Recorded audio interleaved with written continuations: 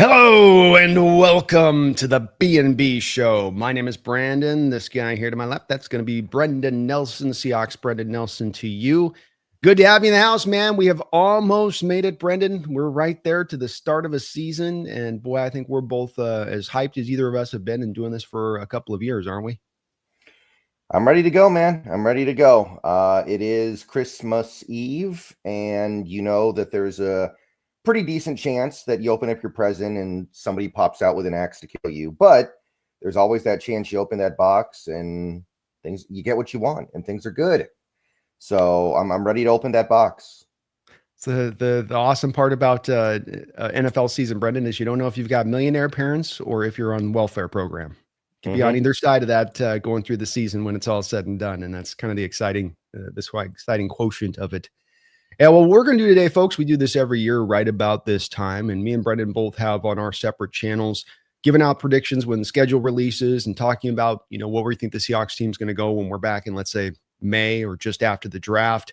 But things change. Training camp happens. You have injuries. You have things happen around the league that are changes as far as, games are concerned. And so I always think it's a good exercise. We do, at least, that as we get about a week out from the season to start to try to, put a little bit of forecasting in place based on what we're seeing in kind of the final hour here to make the most accurate assessment. And for those out there that might not think that there's a lot to this in doing this or that you can't peg down where a team's going to be at, just go back and look at our prediction show from last year. Brendan had this Seattle Seahawks team at 10 wins. I had the Seattle Seahawks team at 10 wins. If you didn't get the majority of starts from Abraham Lucas at right tackle, if you started more than 8 games, I said that's 11 wins. I thought it came down to really that. 10 wins is right where you landed out. So both me and Brendan last year were able to be 100% right on the button in our accuracy of our prediction on that. So you want to tune into this one, folks, as we might just get this one right. We might be able to prognosticate this one correctly for you. So we're going to go through this. Brendan, I'm going to be very interested to hear from you, especially as we kick this off with the first part of this, which is going to be record schedule before we get to individual parts of this team and what you think is going to happen with that. You are a man who I think, if I'm not mistaken, was a little bit reticent when we talked about the beginnings of this offseason and some of the initial moves were being made that, maybe this thing would be a step back type of year. Now, as we get in through training camp for where you stood, suppose give me where you stand right now and let me know if this is kind of moved for you as far as the win-loss record over these corresponding couple of months. Well, I would say that I think there is some inertia with this team that is not going to be halted. I think this team is headed on the way up. I think they've been headed up since really they moved on from Pete Carroll and hired Mike McDonald. And I think that the hiring of Kubiak kind of furthers that along a little bit. I was not a big fan of the offseason we had. You are correct. I think there was some meat left on the bone. I think there were some opportunities to do things that would have made us better in 2025. I do believe that. The least of which, rather, would be the fact that we are still sitting on a lot of cap space that maybe we'll use at some point. But as of right now, it seems with each day that goes by, it seems less and less likely that we will.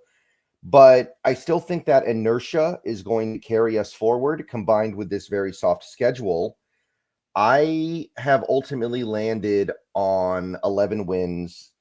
And kind of like what you said last year, I think it does come down to the health of Abe Lucas. Because if Abe Lucas goes down, I think the offensive line is pretty much back in the same spot it was last year. Not that different. Maybe slightly better because of the better coaching and play calling. But in terms of actual ability, it would be not that different. And if that happens, then I have less optimism. But if Abe Lucas can hold up, and all indications are that he's past his prior issues, I do think 11 wins is a reasonable goal. Where were you at the kind of start of the offseason in general terms, like schedule release initially, before we kind of started to get some of the good indicators here about where the team's at? I was at 10. When the schedule came out, I was like, wow, this is a really good schedule. I was. Yeah. And what's happened so far this offseason has not radically changed how I feel about this team, but it has somewhat. There's definitely an extra win in there, I think, now compared to where I was a couple of months ago. I do. I think that I at least now have a little bit more of a confidence that Darnold will at least be fine. Maybe he won't be great, but I think that he'll be fine. I have a little bit more confidence that Gray Zabel is not going to go through massive growing pains, maybe some. And yeah, that's kind of where I sit as of right now.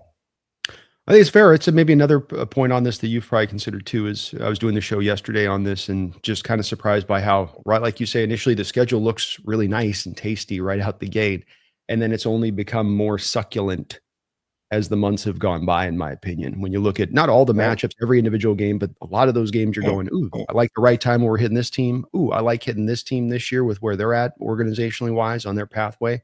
You feel the same way about that too, as far as in addition to that easy schedule? It does feel that way. Like, we know that the Niners are not going to have Demarcus Robinson, so that's just another wide receiver they don't have in week one. The Cardinals, I mean, they've got a lot of problems right now. They've got no Walter Nolan. They've got no BJ Ojulari. They've got no Bilal Nichols for that first Seattle game, right? That's kind of a big deal. We'll see if Houston gets Joe Mixon back by the time we play them. They might, but it sounds like it's going to be close. To me, the big one that people aren't talking about very much right now that they should be talking about would be Tampa Bay not getting Tristan Wirfs back for that Buccaneers game early in the season. That's their best player. Yeah. One of the best tackles in the sport. And of course, we are seeing something start to clear up, right? Like Stafford at least looks like he's going to start the season and play, right? Things have kind of headed in a better direction for him. But for the most part, I look at this schedule and I kind of feel like things are clearing to the sides. And it makes me kind of feel like I have two different, somewhat similar, but nevertheless different thoughts about this season. One is like, I think we will be good. And the other part of me is like, well, we better be good with this setup. We had better be good. And that's kind of where I've landed. And I want to be clear. I'm not just saying I think we're going to be good because of the whole thing where we better be good. I do genuinely think this team is going to be about 11 wins or so. But there is that part of me that is aware of the fact that, like, this is really bad if the team doesn't make this season a good year. It could be a decade before we have a schedule this favorable. It absolutely could be. And I feel very much the same way in that it's gotten easier and easier and easier. And look across the board, opponent by opponent, it just seems it's a Falcon game in week 10 where you might have Mike Jarrell out there starting for your right tackle. Because he probably will. I mean, McGarry's out for sure. They've already basically put that on ice, right?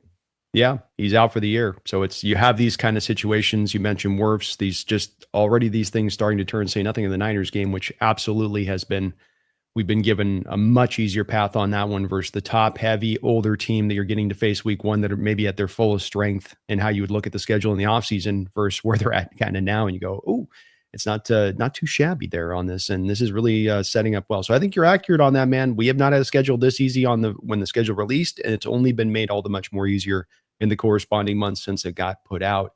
A little bit of two off-topic questions for you that I didn't mention I was going to ask you about it, but you kind of had my brain percolating a little bit here with the cap space because I'd remembered that.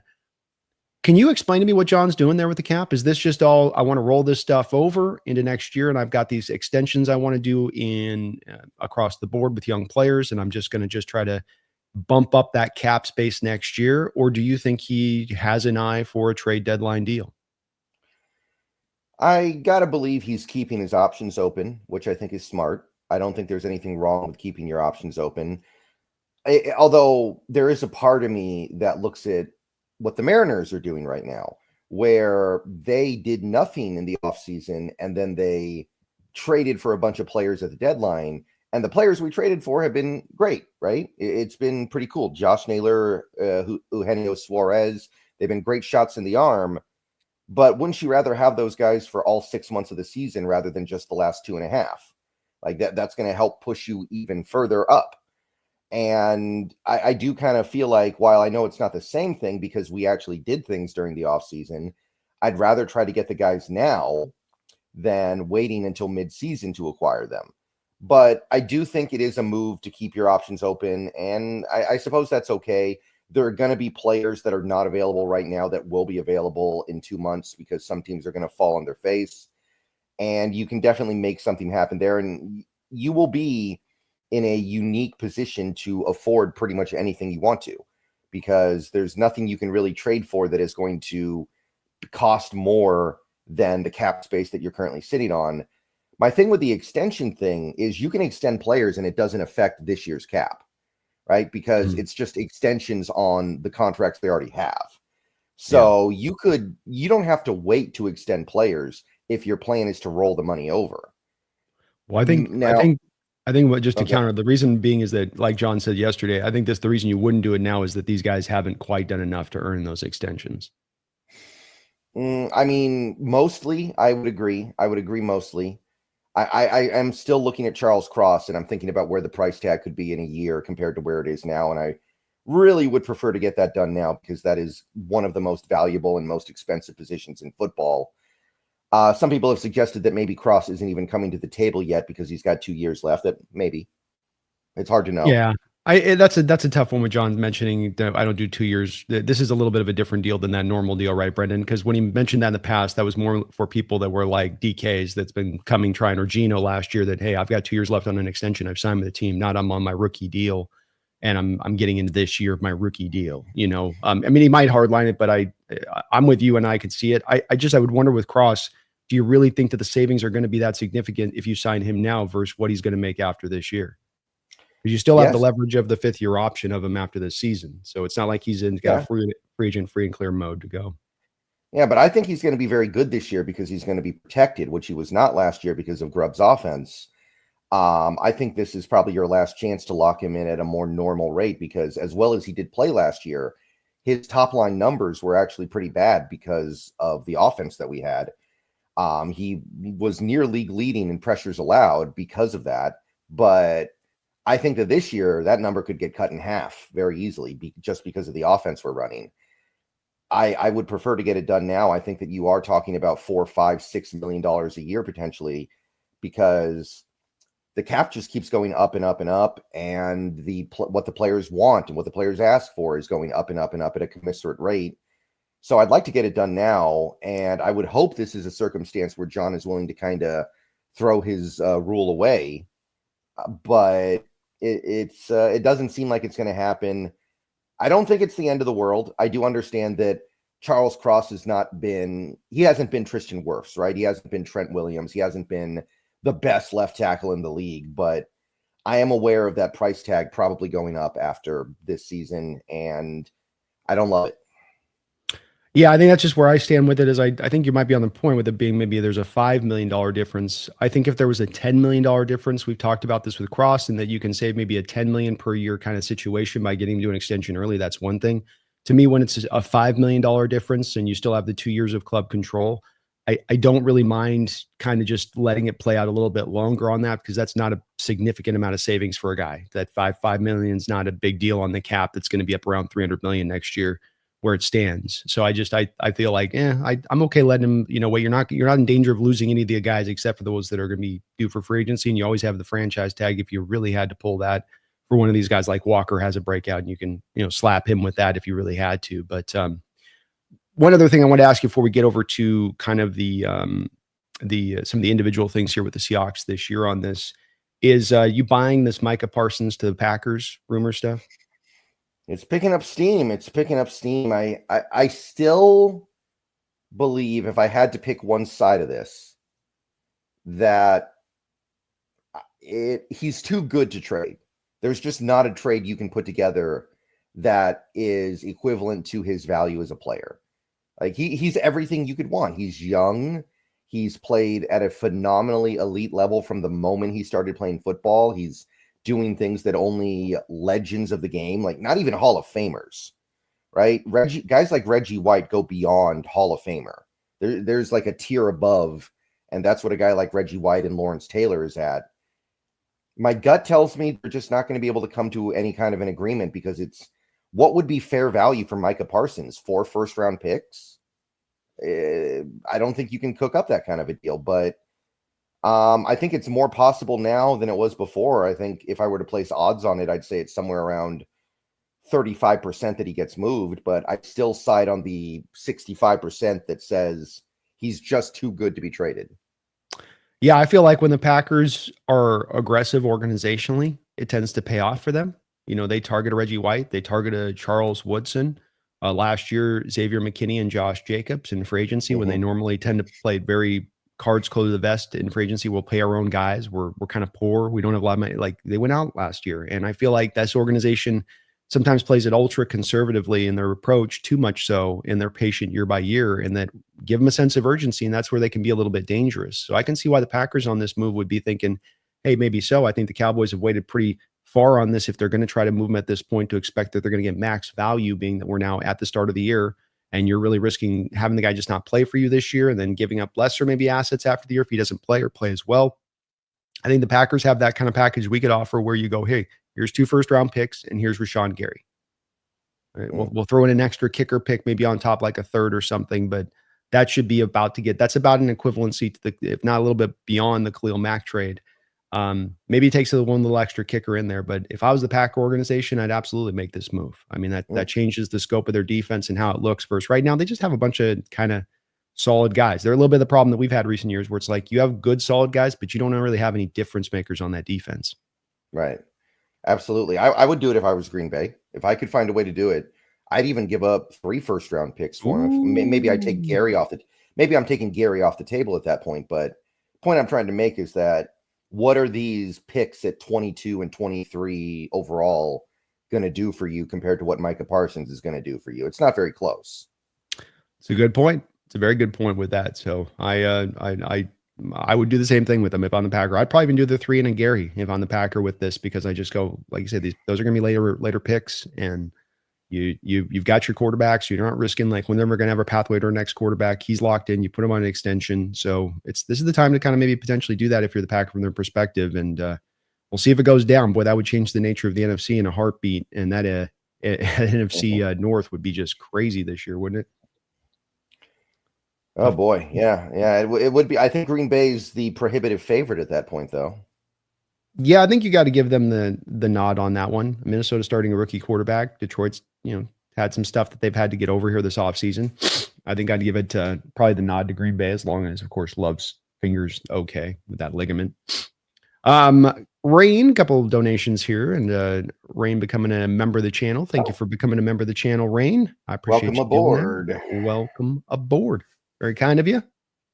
Mark Sanchez with the $2 donation. And I know you're a Husky, so you had to be in the same boat I'm in on this one. Mark says the new uniforms are awful. Seattle Ducks. Yeah, boy. I think they all look awful. All the new ones that they released this morning. I saw some for some of the other teams as well. It's I don't know what to say. I don't know what to say about it. It's in a world where people get very, very excited and hyped about new uniforms and things like this. It feels like they really dropped the ball here. It does look like the Duck uniform to me. I don't know about I didn't have a chance to see the other ones, but I just go, why did we want the Oregon Duck uniform? Even the helmet looks ducky. Like, why? No. Stop. This is not just throwback uniforms 24/7. This isn't hard. That's it. Right. Everybody wants to see it. Local, nationally, like, let's not overthink this thing too much. But yeah, I was just shaking my head at it. I don't like this. This looks dumb. It just looked completely dumb. Yeah. Thank you, Mark. The helmets are better than the jersey. I'll say that. I think the helmets are a little bit better. But I don't know. It feels like they really messed this up because people get hyped over good jerseys. People get excited, and they just really dropped the ball. Yep. I really do feel like they did. You got endless options, and you go, and it looks, I with you on the helmet, looks a little bit better, but I mean, just that uniform is just straight off Oregon. It's just looks just like Oregon. And you go, work off a different style here. Go with something different. You got endless options, and you're going to copy the thing that's just down the road from you there in Corvallis. Like, why? For what? I guess we do have a lot of Seahawks fans that are also Ducks fans, but maybe that's what they're doing here, is that they're trying to bring Oregon back in the fold. Like, they're like, we've been losing a lot of these Oregon folks to the Niners. We gotta stem the bleeding here. We gotta draw a line. The Niners are going to take care of that for us with the way they play this year, I think.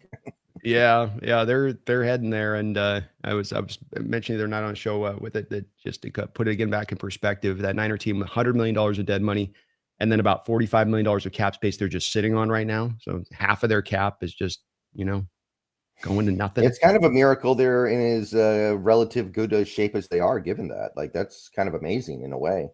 It is, but maybe we do come to find that that all adds up once we get to the regular season. It's like, oh yeah, if you're going to have half your cap gone, you're probably going to have a hard time competing. It's, Yeah, it's right. just, yeah, that's a lot, kind of a reality of life.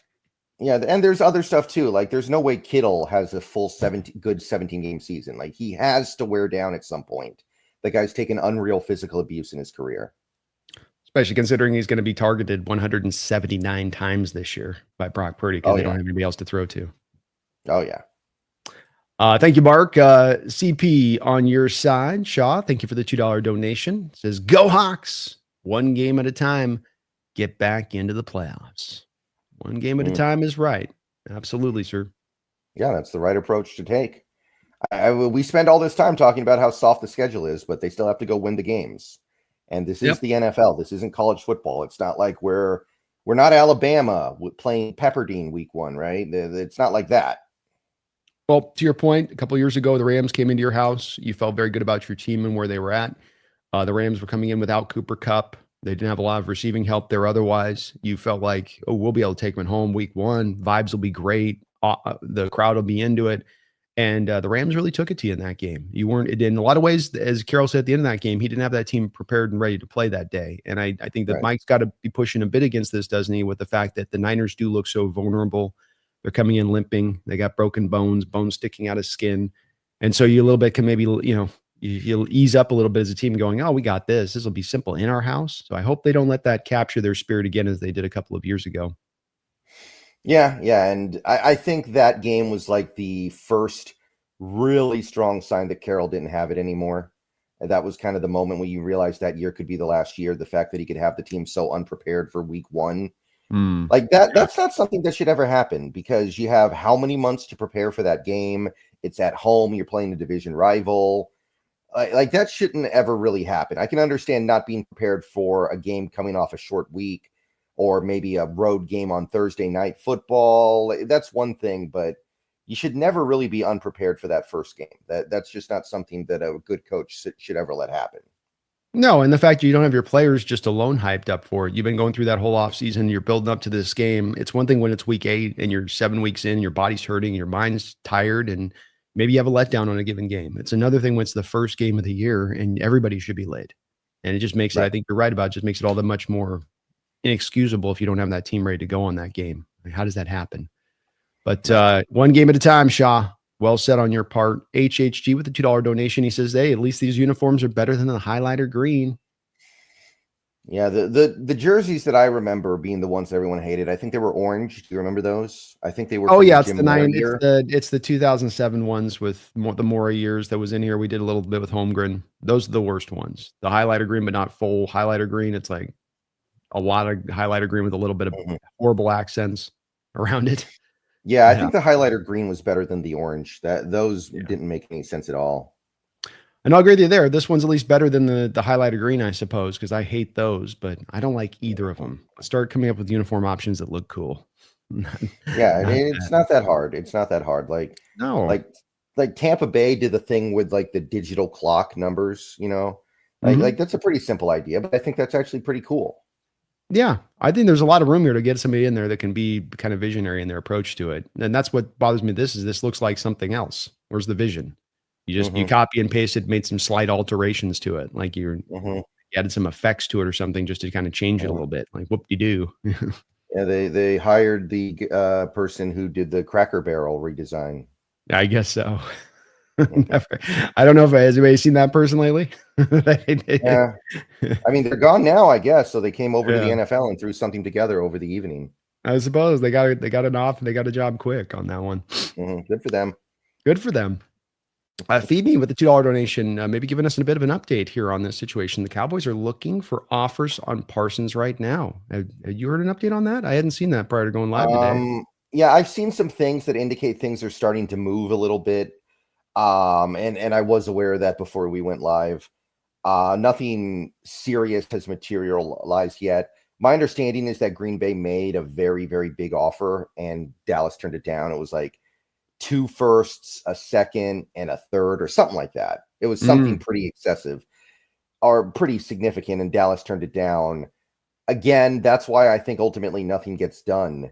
And maybe Micah just plays out the last year of his deal, which is ridiculous, but maybe that's where we're headed. But I just think you're not going to be able to find a team that can give up what you're going to need to give him up. That's my holdup here. Everything else makes me think this is going to happen. Like, he's so clearly, visibly, and nakedly angry about this. You can get the sense that it's become a very personal thing for him now. Like all the pieces are in place for something to happen. But I just feel like at the end of the day, no team is going to be able to step up and make the big enough offer. But I believe that other than that, they would probably do something here. Should the Cowboys move him? What? Should the Cowboys move him? Whether they do or don't, or whether they're going to hold him for a year, is that the smartest approach to the Cowboys here? My gut says he's too good to actually trade and have it be the right thing to do. It does occur to me that team is not going anywhere fast. But the thing is, this is the NFL. Things flip very quickly, and Parsons should be an elite player for the next 6, 7, 8 years. So I would say, I think the answer is no. It's not clear cut, I will admit, because the team seems stuck in third place this year at best. But in the NFL, things just change so quickly. I don't think you should be giving up on a player this young and this good. And I can get that. I think those are valid points. I would find myself a bit on either end of the scale from the Cowboys' perspective, because I'd say this: if you sign Micah Parsons to a $43 million deal right now, does this Cowboy team really have a pathway to getting the Super Bowl in the next 3 years, 4 years? You can't project out that far, I don't think. You can project out a couple of years. I think you normally can. No. I think you normally can't, but I think when it comes to this particular Cowboy organization with this particular owner in charge and their very recent long track record of history and how they've operated, and again, also where their roster is at, and that roster is not close, and that these things would inform me from a Cowboy perspective to say, yeah, I would move him and get what I can get. I don't think I'm going to get more draft capital after this year by holding on to him a year older, especially if he has a depressed year of production. You may have his value at the highest it'll be right now. And this would give the Cowboys not only an opportunity to inject in them like what we did with the Wilson trade a couple of years ago. You embrace the suck this year. You're up around the number 1 overall pick. You can go the pathway to get your next quarterback. Now you can get out from under the Dak Prescott deal much more easier and much more simply. Jerry's already talked about not liking how much he's paying him on that, with how much he's been injured. So I would go this other way with the Cowboys. I think it'd be much more smarter for them to take the approach of it here. And I get what you're saying. He's a great player, but just the timing's not right for your organization to take advantage of that. Yeah, well, I think the issue with that is that would require the Cowboys to be honest about where they are, and I don't think they're going to be. You're basically saying, what you're kind of saying there is you're basically saying Jerry Jones needs to acknowledge he's not a good GM. And obviously he's not going to do that. If he did, he'd fire himself and hire somebody else. Or Stephen Jones, or whoever is the GM in Dallas right now. Everybody has a different theory. Some people think it's Will McClay. But those guys obviously believe in themselves, so I'm sure they're thinking, hey, we can just draft the other good players that we need over the next few years and get to where we want to go. And again, you don't expect a GM to admit that he's bad at his job. If he did, then what is he doing there? So I think that's kind of tough to make that work mentally for anybody who's working in the NFL. Nobody's going to admit that they're bad at their job. Like the Russell Wilson thing was different because he was old.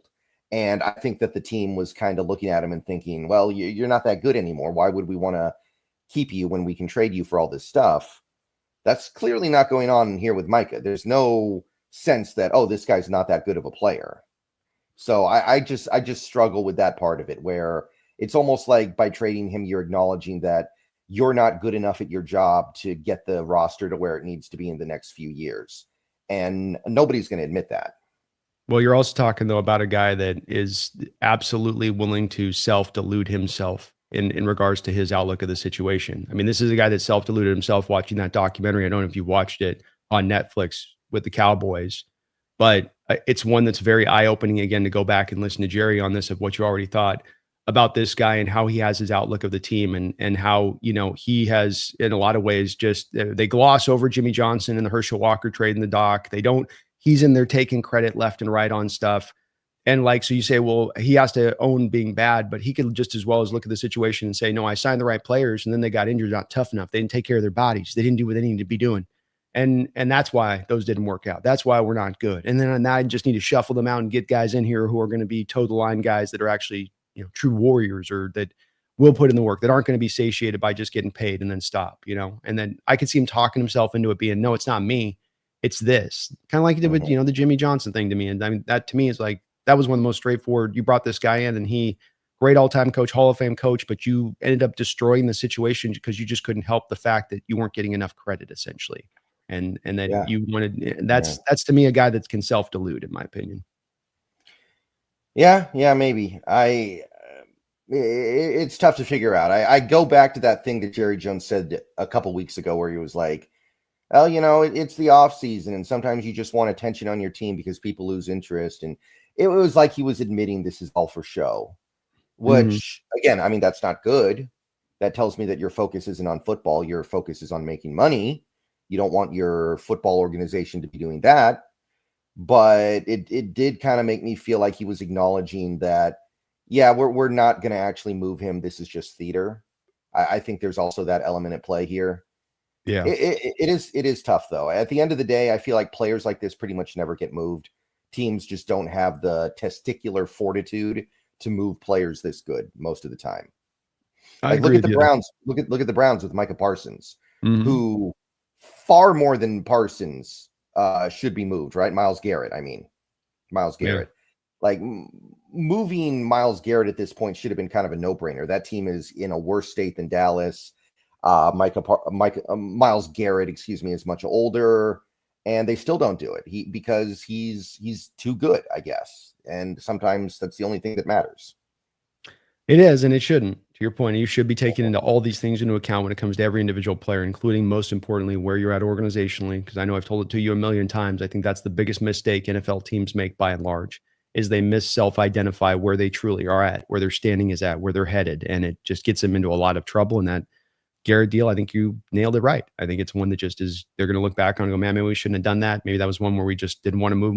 Fortitude's probably the right way to put it. We'll see with that, but I agree 100% there. Yeah. Dylan Peterson. Sorry, go ahead. No. I was just clearing my throat. My bad. Dylan Peterson, thank you for the $5 donation. I've rankled some Cardinal fans over on the NFC West roundtable with this outlook, Brendan. He says, I respect your opinion, but the Cardinals at 6-11 is crazy. Defense got way better, and they won 8 last year with a much harder schedule.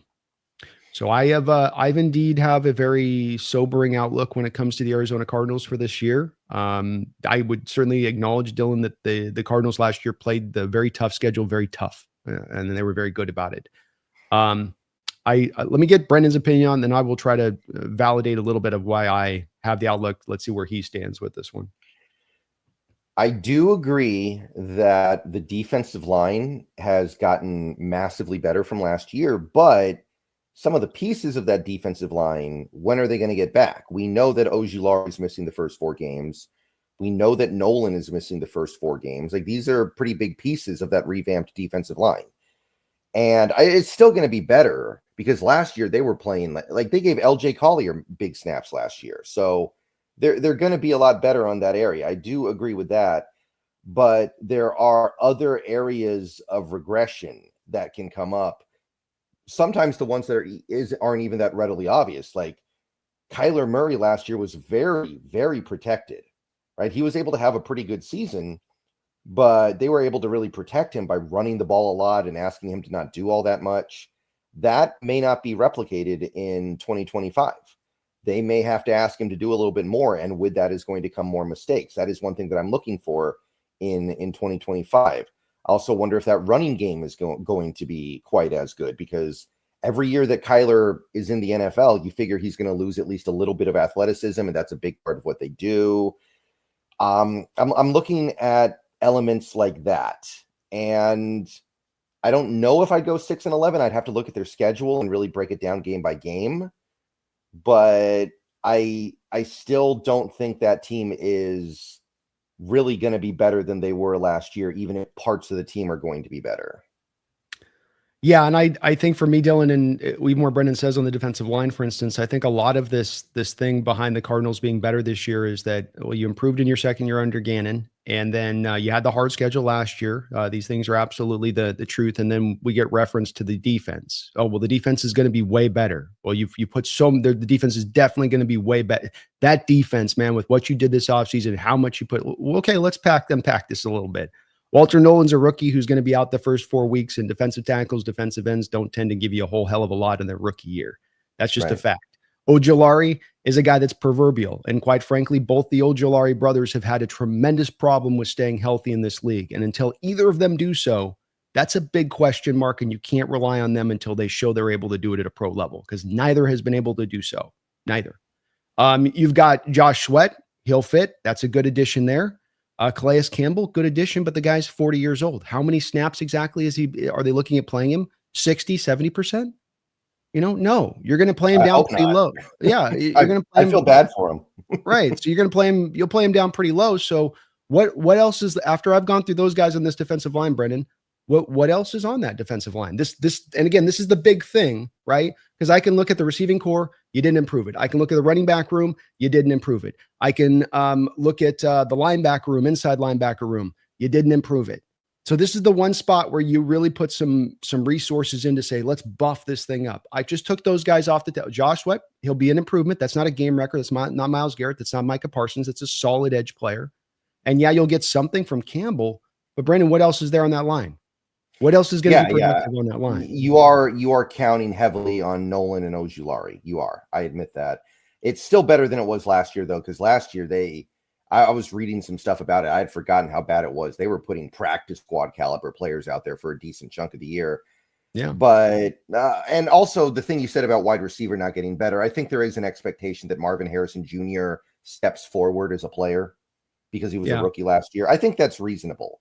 Well, I think it's reasonable, but sorry to interrupt you. It's part of my assessment with this is that is Kyler Murray, Marvin Harrison a great pairing in your opinion? Are their talents a great pairing between each other? I mean, I don't know if Kyler Murray's a great match with anybody really. He's just an okay quarterback at the end of the day. So, what if let me give it to you like this: if I could give him a prime Tyler Lockett or this version of Marvin Harrison, which would you give to Kyler Murray? Ooh. Well, that's kind of interesting because. You see what I'm trying to do with the question? I see what you're getting at. Yeah. Okay. I agree with you that he's not good for a lot of receivers, but this is the one that, and maybe I'm harping on it too much. And Dylan, this is just part of it's not my assessment on the Cardinals isn't something that's flippant or surface level. It's that it's all these things working together. You didn't improve the receiving core. Yes, I think Marvin gets better as a player, but no, I don't think that a purified route runner that works on scripted on time works really best with a Kyler Murray who has certain throws he can't throw to unscripted on time. Mm-hmm. Yeah, it's very Russell Wilson-like in that way. So there you go. Exactly. Offensive line, I don't think was mightily improved this offseason either. I think it's and it's not a bad state. Like Brendan said, that he got really good pass protection, but that hasn't come forward. We come back around again and again to just that defensive and defensive line specifically. And then on top of all this, Dylan, you look at the cornerback room right now, and I think Mike's starting to open his eyes to this a little bit. You've lost two guys to season-ending injuries that you were counting on playing like starter snaps this year. Mm-hmm. Now, Will Johnson and Melton might be the greatest things in sliced toast. But in both of those two cases, hold on one second. Okay, no problem.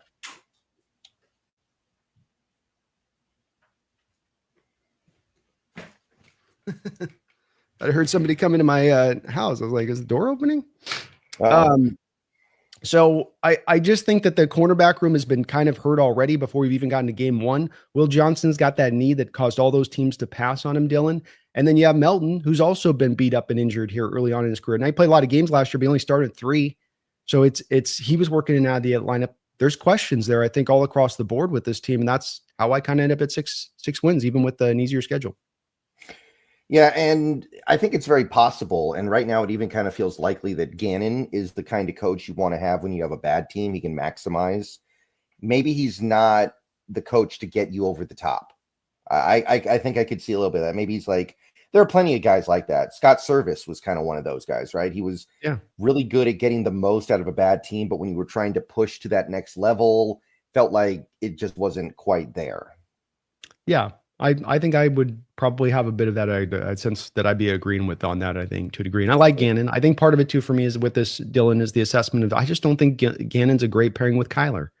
I think that, and I would hate to have Gannon and his future tied to Kyler Murray in this. That's a guy that probably does deserve to get a new quarterback when they eventually, if Kyler can't turn on this year, of course, because I know they want that to happen. But that's kind of where I'm at with Dylan. I can understand definitely not agreeing, but I tried to come to this conclusion basing it on a variety of different things. And I just didn't feel like I was really feeling this Cardinal offseason. You guys had $100 million to spend. You gave Trey McBride an extension. You brought in Josh Sweat, and you did what else?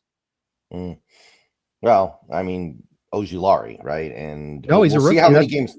Then they drafted him.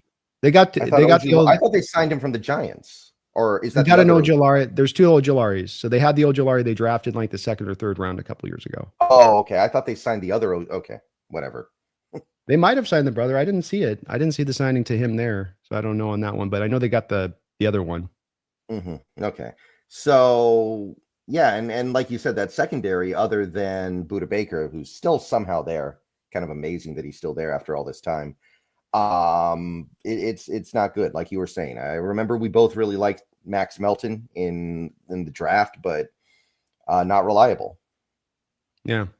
So it's and I will say, Dylan, to give you some hope on this, even I'm banging on a little bit. I certainly think this team has a potential of being 2-3 wins better than that 6 wins I've got them allotted for. So I don't think they're hard line there, or that they're just an inch away from falling to 4 wins. It's just what I see as far as the total assessment when it all shakes out in the wash for me with that team.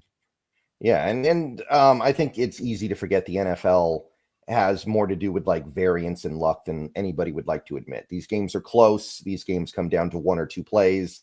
And sometimes they come down to 1 or 2 plays that are very fluky, plays where it's hard to really attribute blame or credit in any appreciable amount to either side. So a team that you have it winning 6 games could be no better and still win 9 games just because things fall their way a few times. Again, in college, not so much, right? Because in college, teams usually win a lot of their games by 40 plus points because they get to play teams that are so much worse than them. But in the pros, there's a lot of variance at play here. So you could be right, and the Cardinals could still win 9 games. Yeah. Well, to your point, look at that final game of the year, final play of the season, one of the final plays for the Cardinals or the Rams. You got throw to Trey McBride in the end zone. He catches it. They win the game, bounces off his helmet. Achilles Witherspoon makes the interception. Now, not only the Cardinals not win the game, but then you also have the Seahawks not able to make the playoffs because the Cardinals are unable to take that. And that's, to Brendan's point, kind of the way that this thing can kind of flip at times and on just a dime. Yeah, Quinn with game, you can find 1 or 2 plays. 100%. 100%. Quinn with a $2 donation. He agrees. He says the Cards are the definition of a paper tiger team. That's how I feel. I feel people have been hyping up a little bit extra, Brendan. I'm like, I don't know if I feel it. I don't know if I'm, you guys aren't getting me to the gospel on this one. It does surprise me that they're getting hype, honestly, because it's not a big NFL market. It's not a team that has some legacy of great over the top success. It's not a team with a lot of marketable superstars. It does surprise me that a lot of people gravitate towards them as being the next big thing. So yeah. I don't know what's going on there.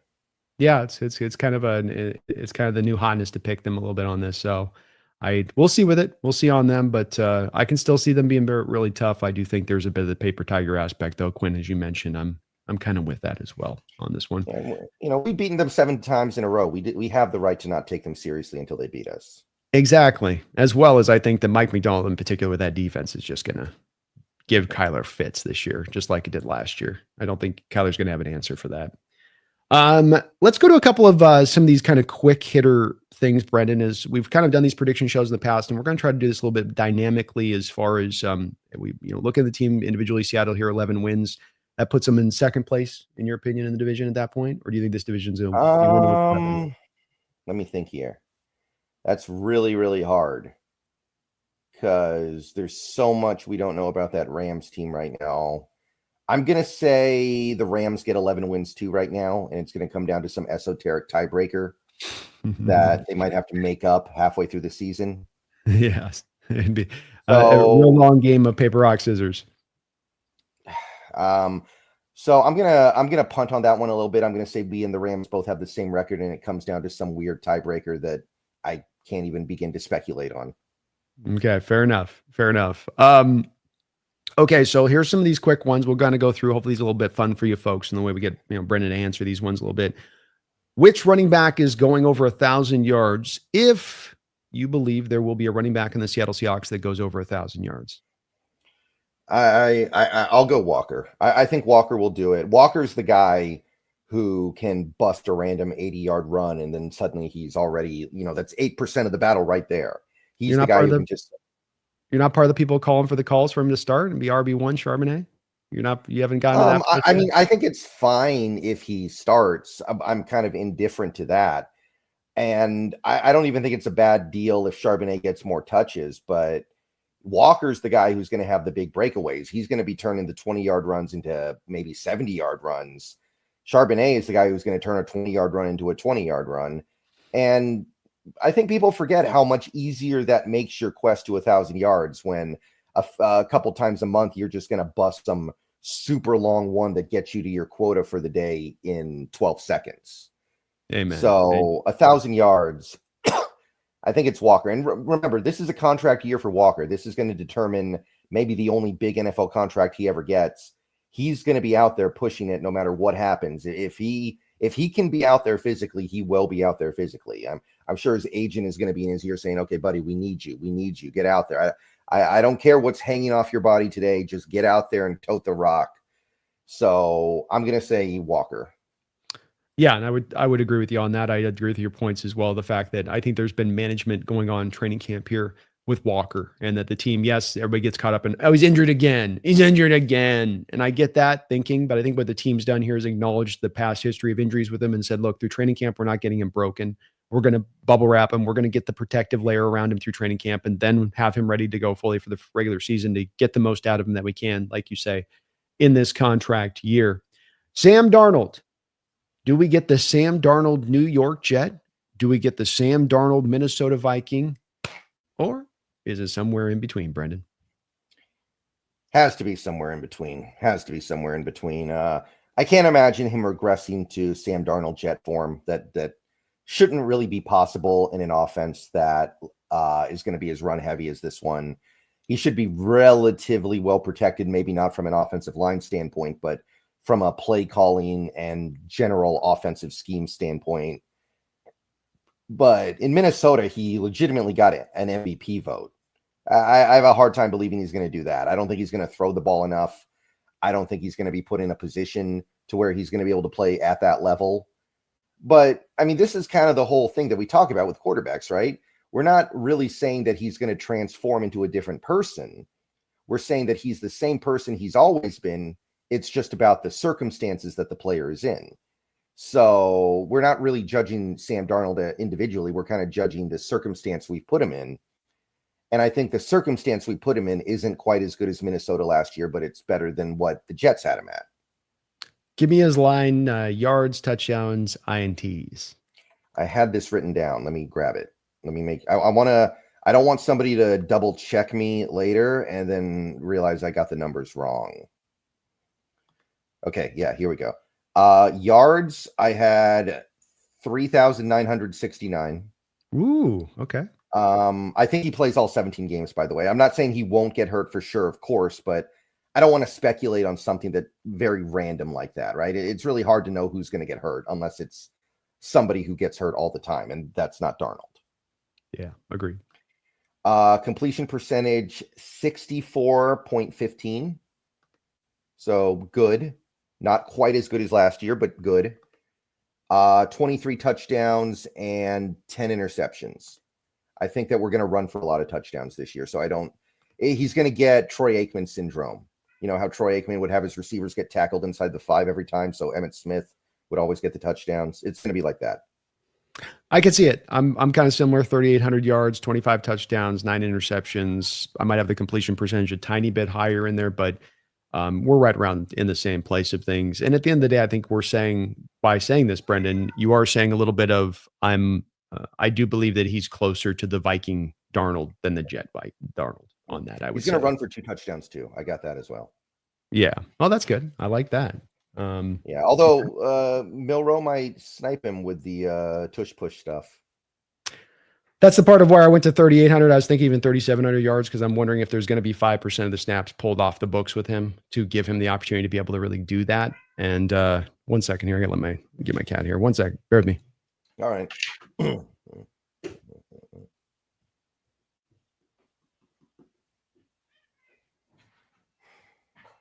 I need to come up with something to entertain the chat when he goes to do the cat thing.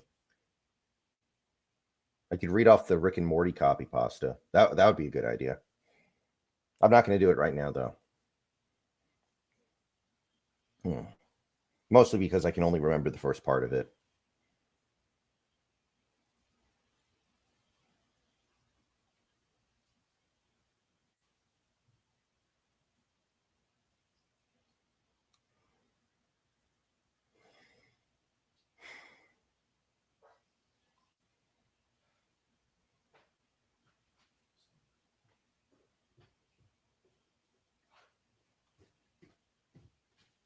Sorry about that, man. Not a problem. Okay. So you're feeling, and I kind of interrupted you there, but you're thinking that it is a little closer there to the Viking, at least as far as, look, you're not going to get the performance replicated, but as far as his just overall play, closer aligned to that. I think we're going to be pretty satisfied with him at the end of the year. There's not going to be some big movement to get him cut. There's not going to be some big movement to get him benched for Jalen Milroe. I at the least think we're going to come out of this feeling like, hey, we got our quarterback for at least the right now. I like it. So I would say yes. And I'm the same place. So we're kind of aligned there on that. I think we're going to be pretty happy with Sam by the end of the year and feeling good about that contract. That's for sure. Mm-hmm. Are we going to have a Seattle Seahawks defense that is top 5 or top 10, or maybe you even think they're not going to be that good? I think you'll at least think they're top 10, but I'd like to see where you land in a training camp, 5 or top 10. I think I had them 5th when I did my preseason projections. I'm going to stick to that. Nothing's really changed since then. The thing that's changed the most, and this is the one thing that has me a little reticent, it does seem like the team dropped the ball at nose tackle, because now Hankins, we don't know what's going on there. And I said it before, I'll say it again. Hankins is the kind of player who might wake up tomorrow and just decide, you know what, I want to retire. I played enough football in my life, and my back's just never going to be right, and I don't want to deal with this all season. I'd rather just go home and watch TV or something.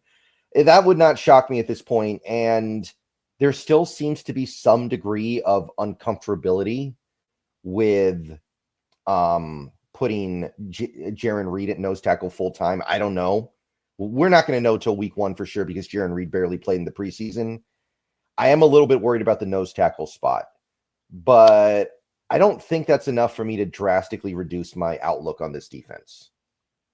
Yeah, I think the nose tackle is definitely a concern right now, but it's not as concern to me that I think it's going to be a poor performance. It's more of just the concern that you're not going to allow Byron Murphy to get to the 3 tech like we're all waiting for him to do so. And even if Jaron's eating up the nose tackle snaps, you're going to need 2 guys there running snaps, not just Jaron running 95% of the snaps all the time. So I think you put yourself in this pickle, man. And it's one of those places I just would wonder about this offseason, especially as you're sitting on $45 million of, you couldn't have found a quality nose tackle somewhere. Like there's just nowhere to find anyone anywhere, John. Like all the money you've got, and use some draft capital, but no, I don't want to do it. Didn't want to target one of the good ones that were in the draft that seemed to be like they could be, pliable. I'm not buying into that Brandon Peely or Bahana is going to give you quality nose tackle snaps if you put them on a football field against grade A talent. And I think you've definitely caused a little bit of an issue here as far as getting the most out of Byron Murphy on his rookie deal, I think, because of this potentially.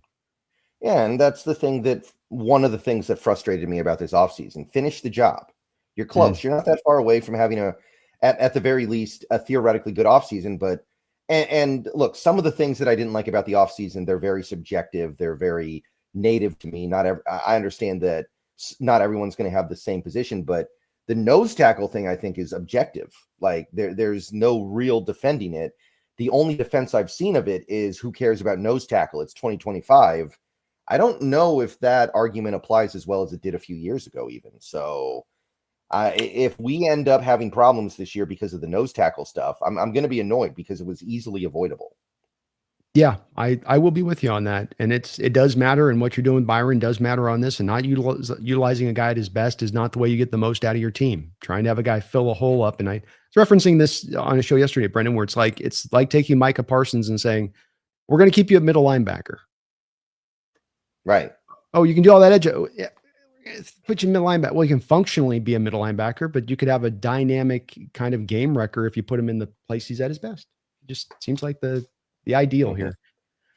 Complete this sentence, or complete the end of the answer to the sentence. At the end of the day, the fans in Seattle will be saying, what about Jay Harbaugh at the end of the year? I think my impression is that Seattle fans are chomping at the bit to get angry at that guy because he was pretty bad last year. I think there was a little bit of hesitancy to get mad at him because it was hard to tell, is it the players or is it the coach? Well, now the coach is back and you sub some of the players out. So the moment anything goes wrong, people are going to be ready to jump on him. So I don't see how things don't go wrong at some point. I mean, we went through the whole offseason with our long snapper out. Like that already kind of has some, I'm not super excited about seeing what happens there at this point because of that. Like that's dicey. We saw how bad the coverage was against Kansas City. It got a lot better against Green Bay, I will say, but I think we're going to be feeling pretty negatively about him because anything that goes wrong, people are going to be ready to just jump all over that guy. So I'm going to say we feel like we wish we had Larry Izzo back. Makes sense. I very well could be where we land on this. And until the guy proves it and shows it to me, I'm not giving him the benefit of the doubt. That's just where I stand with it. I've seen enough issues and problems here over the 2-year period to be like, come on, buddy. Yeah, and he was with Michigan when they won the national title, right? Because that Michigan team, I remember they did not have good special teams. They almost blew that Alabama playoff game because of special teams. So it's not like he got here because he was great at his job in college. So there's already this sense that he's a Nepo baby. Yeah. And I think there's something to it, a little bit to it when, like you say, that the stop that was supposed to be the big thing, that the job you did to give you this job, you didn't do that good of a job at the college level. Then why are you going to suddenly be better at it once you get to the pro level? I think it's pretty logical and reasonable to say that it doesn't work that way. And it feels a little bit like, if not failing upwards, being mid upwards, I guess is the way I would put it. And so I'm a little reticent on him. I mean, we've dumped a lot of money into special teams to be anything other than elite at it. I'll say that. Yes, sir. Yes, sir. Sorry, one sec here. All right. Okay, here we go. To be fair, you have to have a very high IQ to understand Rick and Morty. The humor is extremely subtle and without a solid grasp of theoretical issues today. Huh? No, I was just going to read off the Rick and Morty copy pasta while you were gone to entertain the chat, but we're good. All right. Will we have Clint Kubiak for more than one season? I'm going to say yes. I think he'll be good. I don't think he'll be so good he gets a head coaching job. I don't think we're quite there yet. I think he'd have to push this offense into like top 8 territory. I don't think that's going to happen. I'm also looking at it like, how many head coaching openings do we expect there to be? Maybe Miami, right? Maybe Miami. Maybe Indianapolis. Nothing in the West. No, definitely not that. Maybe New York. New York would be a decent candidate for a new head coach. Maybe a team like. You're right. Not a lot. There's not a lot. No, you're right, because a lot of you guys have just turned it over to the news. So I mean, it's not a. I don't think like anybody in the NFC West is in line. AFC West, I don't think anybody's in line for something to go down like that. So who's good Carolina's point.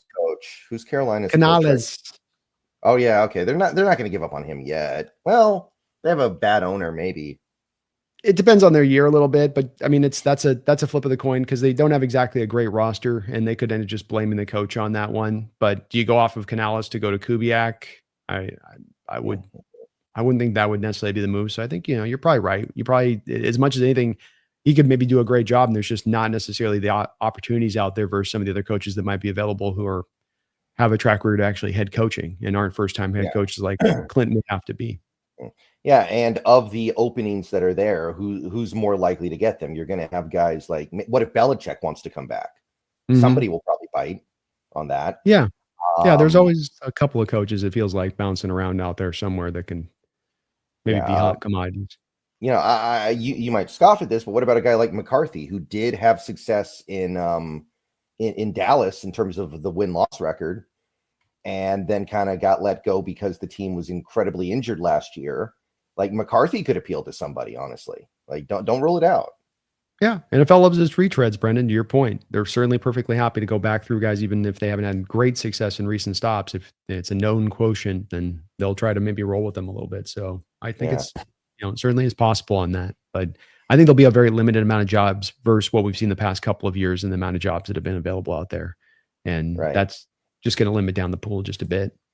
I asked you a bit about the whether or not the what the Hawks are going to do with this money that they're sitting on. You're 5-2 at the trade deadline.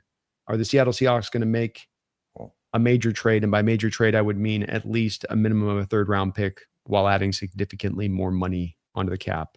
So Ernest Jones would not count because that was a 4th-round pick. Correct. Okay. I'm gonna say I would say yes. I'm just wondering where that trade would be at. Like, I don't think we're going to trade for a receiver. You don't ever really trade for offensive linemen. Maybe I would say edge rusher is the most likely, because by that point you might find out Nwosu has nothing left or very little left. Maybe you try to go get a big time edge rusher from one of these weak teams. I'm going to say no, because I just don't know who that player would be. I don't know what position he plays, to where it's like a 3rd-round pick. Because the thing people need to remember is that deals made at the trade deadline are typically low value trades. You give up very, very little and you get a pretty decent player back because it's mid-season and teams that are bad are just looking to salary dump. So a 3rd-round pick is actually a lot to give up at the deadline. That's why I wanted to pick it, because I wanted to trade, to essentially select like the Von Miller Rams trade from a couple of years ago at the trade deadline, where, like, you're right, most of the deals moved aren't going to be worth a lot, but you do get those occasional deals where teams will take the hard swing because they're really in on this year. And I agree with you. I don't think that it's likely to play out this way or go down like this, but it is an interesting question to ask. I think the only way it could happen, Brendan, is if you get an injury. You mentioned edge. Yep, you're right there.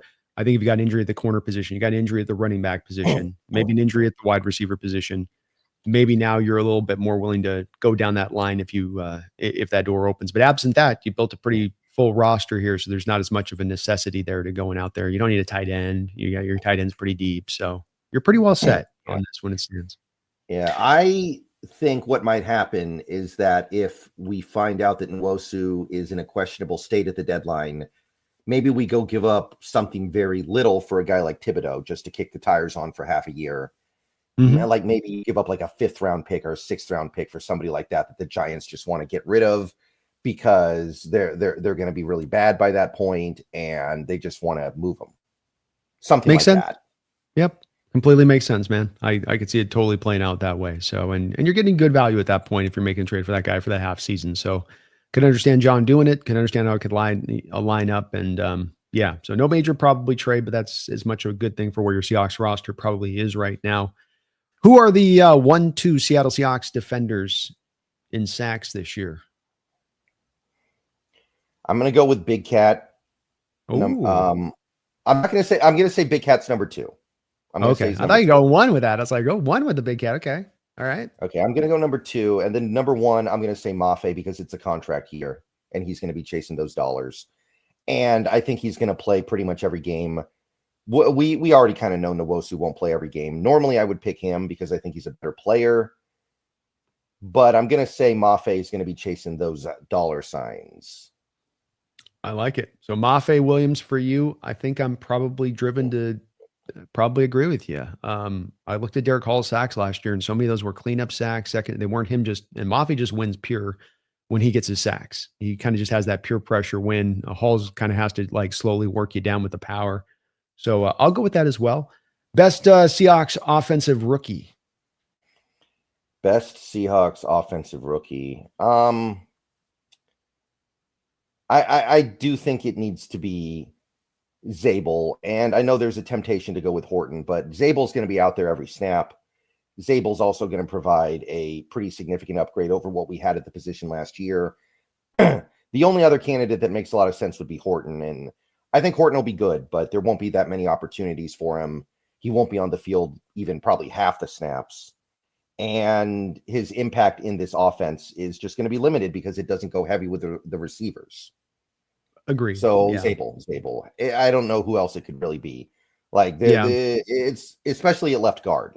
If Zabel was playing center, like I thought he might when we drafted him, I'd reconsider. But at left guard, that's really valuable.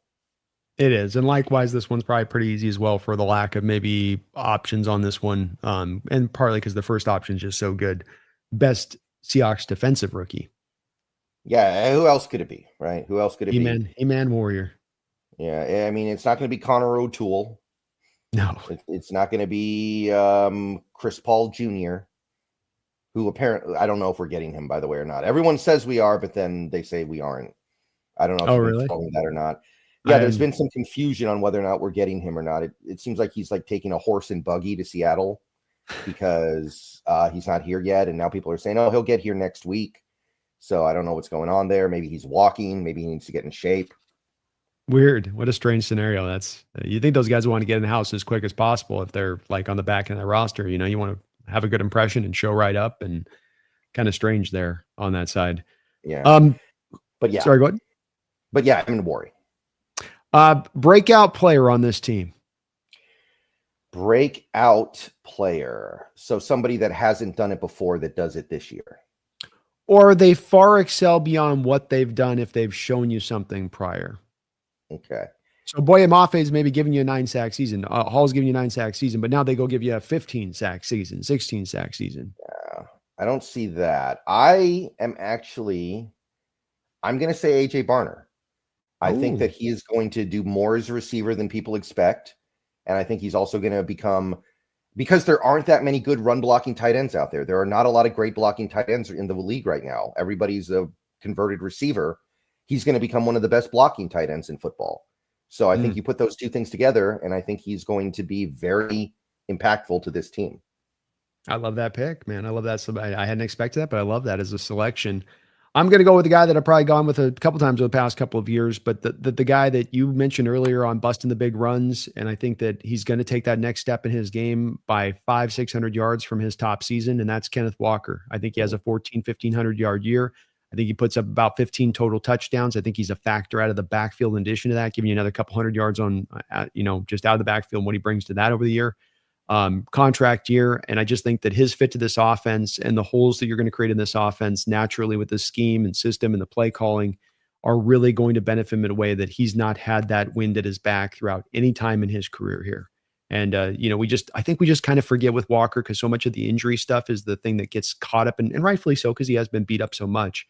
But we just forget, Brendan, about how much he's been limited by those things I just mentioned factor-wise. And that if you as a running back are being held up by your offensive line and held up by your play calling and then restricted in your play calling, we're going to run inside. We're going to run inside. We don't really want to run outside. These things all can add up to you really being depressed in what you are, even if you're a super hyper dynamic talent like I believe Walker is. Yeah, the thing with Walker for me is I already feel like I know how good he is. He's had 1,000-yard seasons before. Like, it won't surprise me if he does that, if he does go out and have that big season that you're talking about.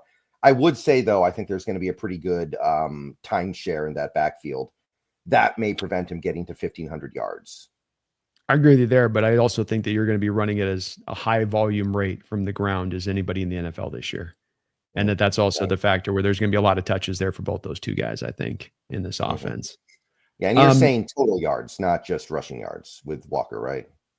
I had 1,400 yards rushing, another 200 to 300 yards in receiving. That kind of breakout year. Because I wanted to go, if I was going to pick him, like you said, you've seen him do 1,000 yards. So, like, I'm talking about taking it from a guy that's a top 20 maybe back in his production to a guy that could be maybe a top 4 or 5 guy in production from the position this year. Is that out of pocket? Say goodbye to him. Say goodbye to him if he does that, because we're not going to be able to afford him. Well, is that out of pocket, or do you think that's a potential of where he could get to? Am I too far beyond the pale? No, I don't think it's out of pocket at all, because again, the thing with Walker is the long runs that he busts. he can do nothing for 3 quarters, and then all of a sudden he's off to the races and he's at 130 yards. Like 100%. that's the unique thing that he brings here. Yeah. He's like you just kind of look up at the stat sheet at the end of the day and you're like, wow, he actually had 180 rushing yards today. How did that happen? 100%. He's like Tommy Lee Jones. You look at his filmography and you're like, wait, he was in all these movies? Wow. 525 movies. That's it. What a filmography. My goodness. That guy just kept working. Yeah. He did do a lot. He's another one of those actors. The older he gets, the less they turn down the roles. I don't know what that is, by the way. Like, you think you'd slow, like, I'm going to be 75. I ain't working 4 times as hard as I did when I was 55. Like, it ain't working that way. We're going the opposite direction on that thing. Yeah. Ever get those actors, they just must have some hell of overhead, right? Like, they must just like have gone too crazy when they make those millions. Like, yeah, give me a helicopter, another mansion. Sure. One of those kind of situations. Yeah. Well, a lot of them do wind it down. Like Daniel Day-Lewis is in one movie every decade now, basically. Yeah, he's doing it right. That's how I would do it, man. I'd be like, look, yeah, Hayes in the barn, man. I've already put the work in. I got the millions and I'm chilling. Yeah. Here's one for you that is one where there may not be an answer on this one, but just if there is, let me know. Is there a player who no one expects to do much of anything who you think is actually going to surprise? That no one really is expecting anything out of that I think is going to surprise. At this point, I'll go with Damien Martinez. I think at some point he actually gets to play, and it's not going to be anything crazy over the top, but I think he's going to find his way to a couple 100 yards. Somebody's going to get hurt. He's going to get the call up, and he'll give you a couple good games. My guy's going to be Anthony Bradford. That's a good one. I think Anthony Bradford's going to give us functional play and less total like whiff rates that we've gotten in the past on him. If it's every 5 plays, you're getting 1 whiff. Now he gets up to like maybe once every 15 plays, you get a whiff. And he's just going to be a really good fit to this system. And I expect him to have a just solid year, not a just a little bit, maybe titch above average on the PFF when it's all said and done, like a 67-ish guy. I think he has a year like that. We're not going to want to run him out of town after the season. No, we're actually going to be like, wow, we finally got something out of this guy. And maybe we need to think about this guy a little bit more here at this spot. Is there going to be a disappointing Seahawk this year? A guy who has set the stage up this season for him to not quite be able to fit to expectations, or that you're expecting is just that the energy's off here on this guy right now walking into the season? I'll say Arroyo, because if I think that a Barner is going to be a breakout guy, I think that leaves less opportunity for Arroyo. Some people are starting to hype up his blocking a little bit, but I still don't see anything other than just like barely adequate blocking from him. And I just feel like Barner is going to become the better all-around tight end for at least this one season. So I'm going to say I actually think Barner is going to have better receiving stats than Arroyo. And then you have the blocking element. So I'll go with Elijah Arroyo.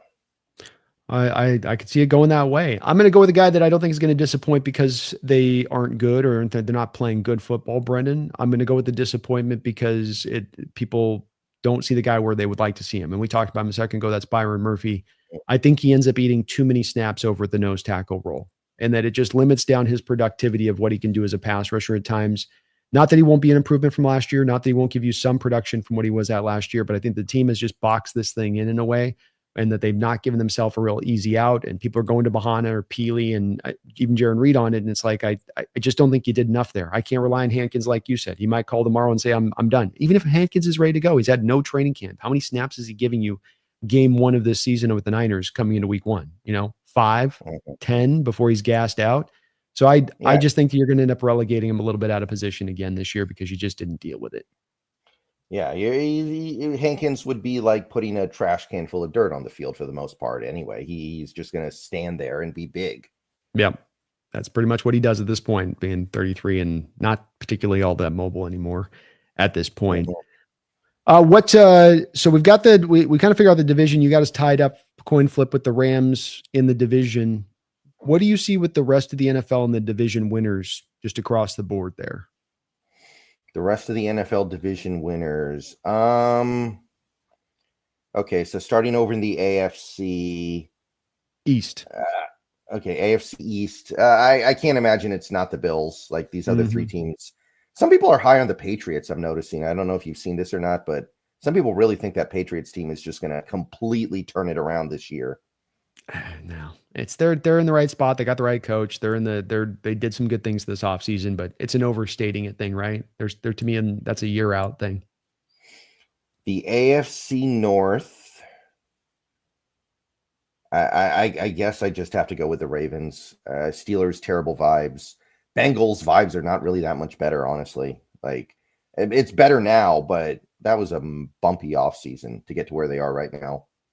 I see it the same way. And the thing that I think is going to help that Ravens team out a lot is they've got Malachi Starks and Mike Green adding on to that defense. And now finally, Ajabo, the Michigan kid's finally back from that Achilles, a couple years removed. So he's like finally able to go fully free. I wonder if they're now going to be able to really kind of re-inject that defensive line a little bit with some of these guys. And then Starks is such a great piece on the back end. We both liked him a lot.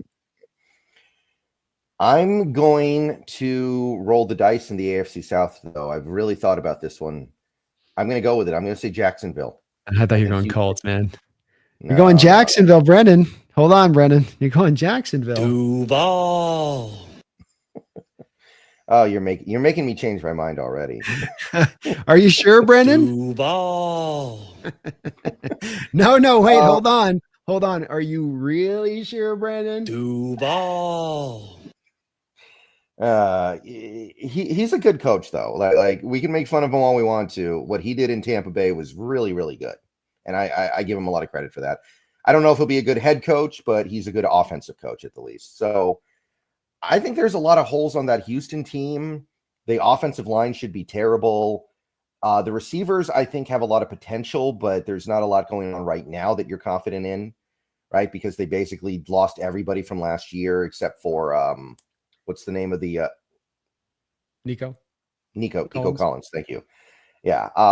And defensively, they've got good stuff, but that interior of that defensive line is very weak, I think. Like they're all about the edges, the corners, like that stuff is great. Like the secondary is great, but that interior defensive line, I think, is going to be a problem. So I'm going to say Jacksonville sneaks it. I could see it. I've got that as the second place team in that division for me. I do like the Texans just because as much as I like Stroud, and I think the defense a little bit more than you do with it. When it's all said and done, I think that defense can kind of carry them along. But I'll tell you this, that offensive line looks worse than Seahawks 2024 offensive line on paper right now. I mean, it's Cam Robinson left tackle, Laken Tomlinson left guard. That's just the start. it's me just getting warmed up. You know, it's going to be tough for them. It's an uphill battle this year. Yeah, I mean, look at how bad the offensive line for Houston was last year. It's worse. Yeah, there's no way it's better. There's absolutely significantly no way. Worse. Yeah. Like last year, they at least had Tunsil. Yeah, exactly. We'll see where it goes with it, but I do have the Texans there, but it's going to be, I think, a dogfight between them and the Jags. And that's as much because I think the Texans are really going to be, they lost Mixon for a while now, it sounds like, and they don't have really good back to go to. Dameon Pierce is all right. So, yeah, I go Texans, but not confidently, Brendan. Yeah. And AFC West, I'm kind of feeling it. I'm going with the Chargers. Actually. I just, that division, that running game, I think it gets them to where they want to go. No worries with the Slater injury? That did knock me off a little bit, admittedly, but that team is going to be about their defense anyway. And I think they can run the ball enough to mitigate that loss. So I'm going to say the Chargers. I don't feel amazing about it. I think betting against Andy Reid is always a bad proposition, but I think it's time for the Harbaugh magic to kick in. Well, and that's one of my bold takes this year has been that I think that the Chiefs may not make the playoffs this year. I know that's a bold take. It is. It's like my Cardinals 6-11. I'm on a limb on this one, Brendan. I was thinking the Chargers, but that Slater injury is a big one to me. They're driven by their offensive line being the strength of that team. He is the strongest part of that offensive line. I think to lose that just allows them to go from being a first place team to a second place team. It's not a big drop, not a precarious drop, but just a little bit of a drop. And I think the Broncos will have enough there to kind of carry that through as the division winner in that team because of that. But it's close, tough division. I think Chiefs go to third place in the division this year, and it's just Super Bowl loser. A lot of games they played the last couple of years, getting a little bit older as a roster in certain spots. I just think it's about the time where they got a bit of a minor reset, especially because they didn't really, Brendan, in my opinion, the Chiefs fully rebuild that offensive line the way that they did a couple of years ago when they lost the Buccaneers.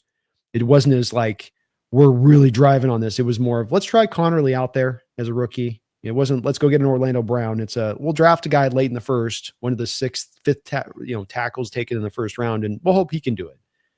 I think that there's going to be a little bit of a drawback there. Okay. Yeah, I could see that. My issue with Denver is I feel like they're really lacking with young talent. I feel like they're going to wear down in December because of it. Like, awesome. Under 25 players they have that are really good. There's basically like nobody. They're hoping that somebody they drafted ends up being a lot better than people expect. Like Jahdae Barron, if he becomes a star immediately, that's a big shot in the arm. But I just don't like how old that team is, relatively speaking. That includes Bo Nix. He's like 26, right? Even he's not under 25. Yeah, he's actually like 33 years old. He's got the fake birth certificate. He's got grandchildren already. Yeah. He's got the Dominican Republic birth certificate thing that Albert Pujols had. That's right. Mm-hmm. Well, I'll flip it over to the NFC. Give me the breakdown over there. Okay, the East. I don't think the toll has come due for the Eagles yet, so I would pick them. Yeah. I think that their day is coming. Their day is definitely coming, but I don't think that day is today. I actually think they didn't lose that much this offseason that they're going to really miss. I think that they're still stacked as they were last year. Yeah, amen. I would agree with you. I no nothing to add. They are where they're at. They've got all they lost. Josh Sweat was really the only real loss from last year's team as it stands. I think that they're going to be still rolling and going this year for sure. North. If the Packers get Parsons, I would pick them. They haven't yet, so I'm going to say the Lions still find a way. I don't think they're going to be nearly as good as last year, but I think what they do is going to be good enough. That's tough, but I'll stick with the Lions for now. And I went the Vikings, just not as much that I trust in McCarthy, but that they went so all in this offseason. Jonathan Allen, not losing any of their free agents, like keeping the cornerback they were able to retain.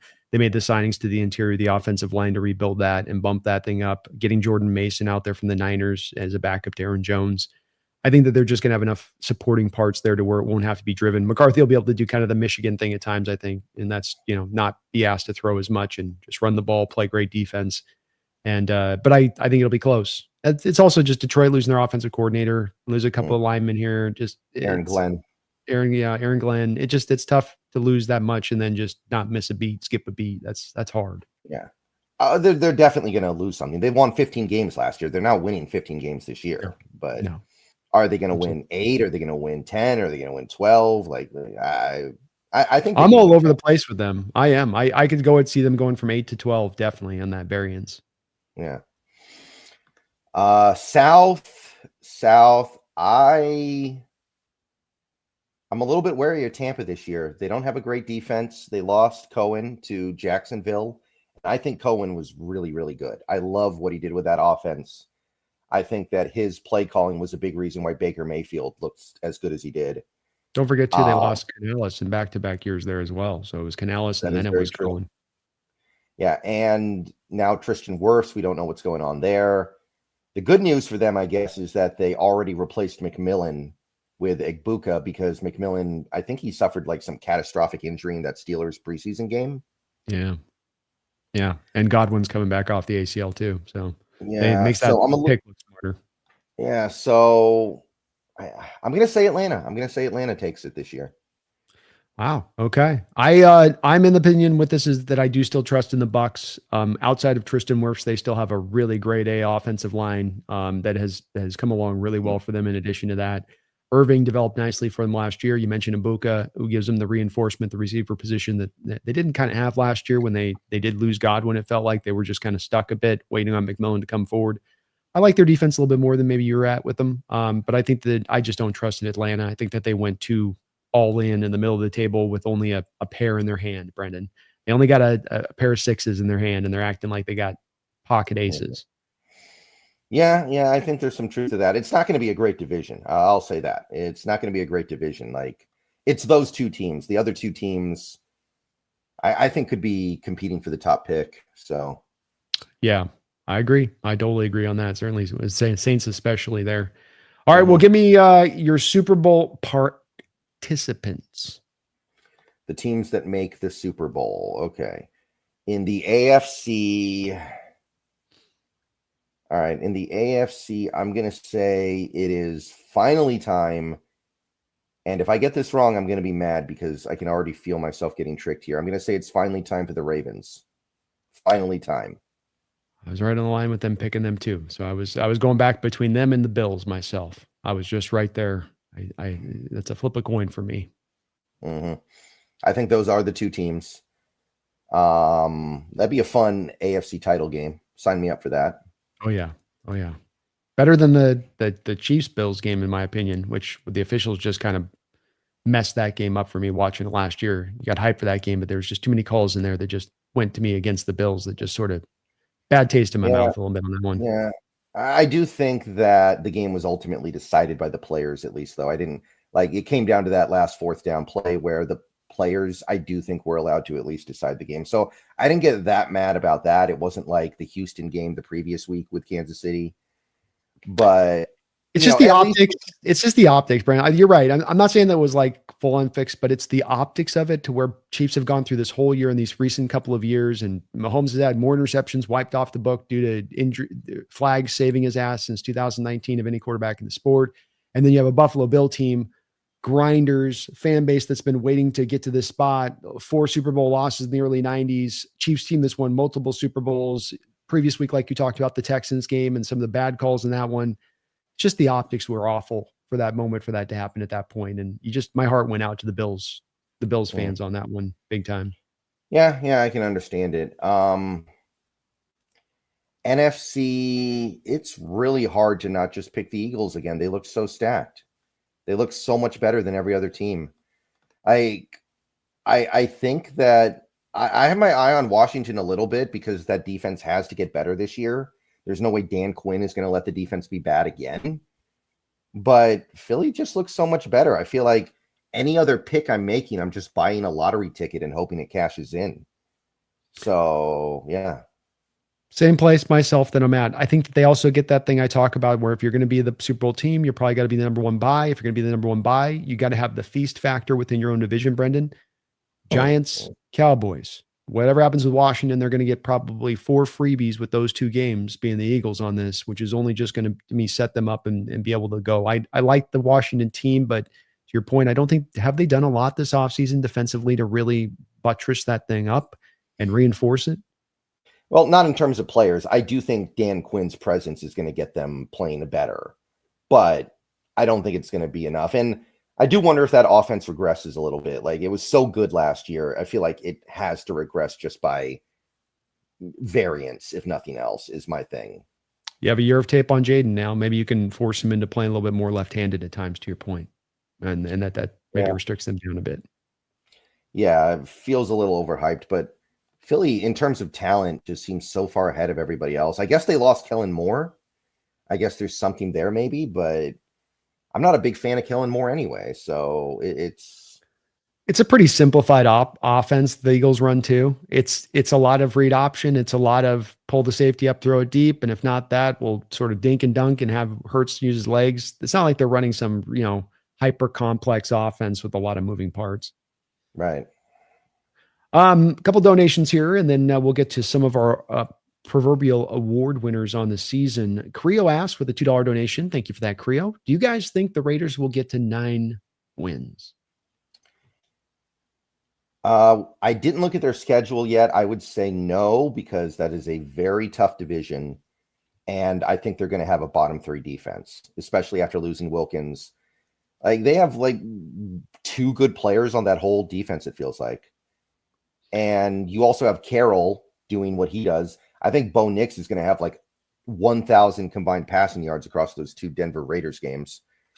So I would say no, but I haven't looked at the schedule yet. It's a mixed bag as I look at it a little bit, Brendan. They've got some tough schedules outside of the AFC West with Houston. Philadelphia is on their schedule here. Washington Commanders are on the schedule as well. So they've got to go through the NFC East. as far as that schedule. But then they get the Giants. They do have the Browns, the Jacksonville Jaguars, the Tennessee Titans, the Colts, the Bears, New England in week 1. I think I fall in alignment, Creo, with where Brendan's at a little bit with this, just being that there's so much for Carroll to have to kind of do in this first year. I mean, he came to Seattle and got us to 7 wins in that first year, and this is kind of, to me, a similar place of where he's got that Raider program at. I don't think they're further along. Outside of he's maybe got a better quarterback in place than what he had with the Seahawks when he initially came in. Though Matt wasn't awful necessarily in that first year, but he was pretty bad that first year. If you could look back at it, it was tough. yeah. But I think the difference is just Carroll himself. That was 15 years ago. Carroll's not the same guy he was then. Yeah, I think he does get to 7, Creo, but I don't think he gets to 9 or 10. I don't think they get the playoffs the first year with him. But one of the benefits with Carroll is that you do get a good solid floor. And even if you have a team like the Raiders, because he can create that great environment and he can get those guys bought in, that it's a little bit like Brendan talked about, somebody being able to, like again, in a lesser environment. I think Carroll's a little bit like this guy too. And he's also a guy that can have the upper end in Carroll as a coach, but he's got that also floor where he can take a roster that's maybe light on talent and raise them up a little bit with his ability to move some of his games in the background. The 2010 Seahawks had like no talent. That is one of the most miserable rosters ever. And he won 7 games with them. I don't think he can do that anymore. Yeah. I think it's going to be very hard. That was also a year, I think, with us. We won the division at 7-9, Creo, back to the Right. NFC East, West being tougher. You won the division at 7-9. You were able to have lesser competition in your division to get there. So Raiders aren't going to get that benefit this year. That's a tough division. All 3 of those matchups in it. I think they can get to 8. I'll say 8. Ooh, okay. I'll go with 8. That feels about right. Brendan's creeping there. Best division of football at the end of the year? NFC West then? Yeah. Definitely. Well, thank you for the donation there, Creo. Appreciate it. Kings will be dream on your side with a $5. Thanks, King. Oh, yes. It's almost time for me to drive up from UT to Washington to visit Mount Rainier and see our Hawks beat the Niners. Let's go. Love it, King. Gonna get to see it in person. And I just hope I'm really going to be watching this week 1, because look, Niner fans can come in, they can come sometimes take over our stadium, and then you see a lot of that red over in that certain part of the stadium in particular. Really hoping here, week 1, Brendan, that we get to see nothing but that sea of blue out there, that sea of green out there. It's pure, raw, like a mountain stream. Yeah, let's take this one seriously on our side, guys. Let's affect what we can. There's a lot we can't affect. This is something we can affect. Yeah. Kings, get in there, set that tone, man. Set that tone for this upcoming year. Let's take back our home field advantage. 2-6 or something last year?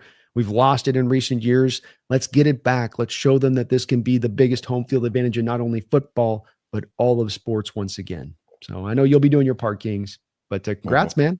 It's going to be a hell of a game to get to watch. There'll be some great energy, I think, out there in week 1. Fun P, thank you for the $5 donation fund. Thanks for the show all these years, BNB. It seems like not too long ago, you guys were the only Seahawks show. You guys are OG. Go Seahawks. Oh, well, thank you, man. We're definitely 5 years in, Brendan, on this. So we've been knocking around a little bit of time on this, and we love what we get to do, man. I love being able to do this collaboration with Brendan too, and doing this for so many years has just been awesome, Brendan. As I often say, man, BNB forever. Yeah, it's been great. Technically, I started doing this in 2007 when YouTube first started, but that was on a previous channel. Back then, I probably was the only Seahawk video maker. But it's really blown up recently. We've got a lot of guys, Dan Viennes. You got Hawk Blogger. Hawk Blogger's great. You got what's the Griff and Matty F. Brown. They're doing their thing. There's quite a variety out there. There really is. And what I love about it too with it is that there's just so many guys that put in really good hard work, that people aren't trying to kind of do weird stuff. That's not just putting the good work, just try to create good content. And I love that what we've got in our community here as far as those guys and what they do. Thank you though, Fun. Right. Appreciate your longtime support and being a longtime watcher of the show. HHG with a $5 donation as well. Thank you for that. Everyone picking the Ravens, Bills, Eagles, Niners, when we all know it's the Jets and Panthers. Could you imagine that Super Bowl? Fields and Bryce? Oh my goodness. I mean, I guess there's a New York sports team in there, so it would get pretty good ratings. would at that. Boy, the Jets are another one of those teams that just seems so far, far away. And then another one's just like, what are you guys doing? Like, what's really the plan, here? Yeah. But I mean, I remember when we signed Darnold in the offseason, some people were asking, should we have just signed Fields for less money? But like Fields, he's just not a quarterback, is he? He's really not. it just hasn't developed. And I've been on this boat lately, Brendan, especially with the Geno and the Sam Darnolds and getting caught up on this with Baker Mayfield types that have been there to say, look, this whole thing of guys are locked into what they are when they walk in the league or in their first stop at the quarterback position is wrong. Much more often, you can turn to these guys and say, give them another 5 years in the league and they will improve. They will get better. Maybe they don't get perfect. Maybe they don't get to be stars, but they can improve. And with him, to your point, I think you agree. I just don't think that we've really seen any stark improvement from him. Now he'll be going into his third spot, and that's kind of reflective on the player, especially for a player you and I talked about. It's the word I remember coming out of my mouth when we talked about this guy. What do we hear about him? Last in the building, first out. Yeah, not a hard worker. And this is a bit of a representation of that, right? If you have a guy that doesn't develop, that would be what you would expect to see if a guy wasn't a hard worker, if that reputation was true. Yeah, he's got some pretty stringent defenders too. He's one of those guys that gets some people really worked up when you criticize him. I made a video 2 years ago talking about how, don't sign this guy. This guy's a bad quarterback. Say no. Seahawks fans got mad at me. I'm like, why are you defending this guy? Like, he's not on the team. Like, why do you even care? It was weird.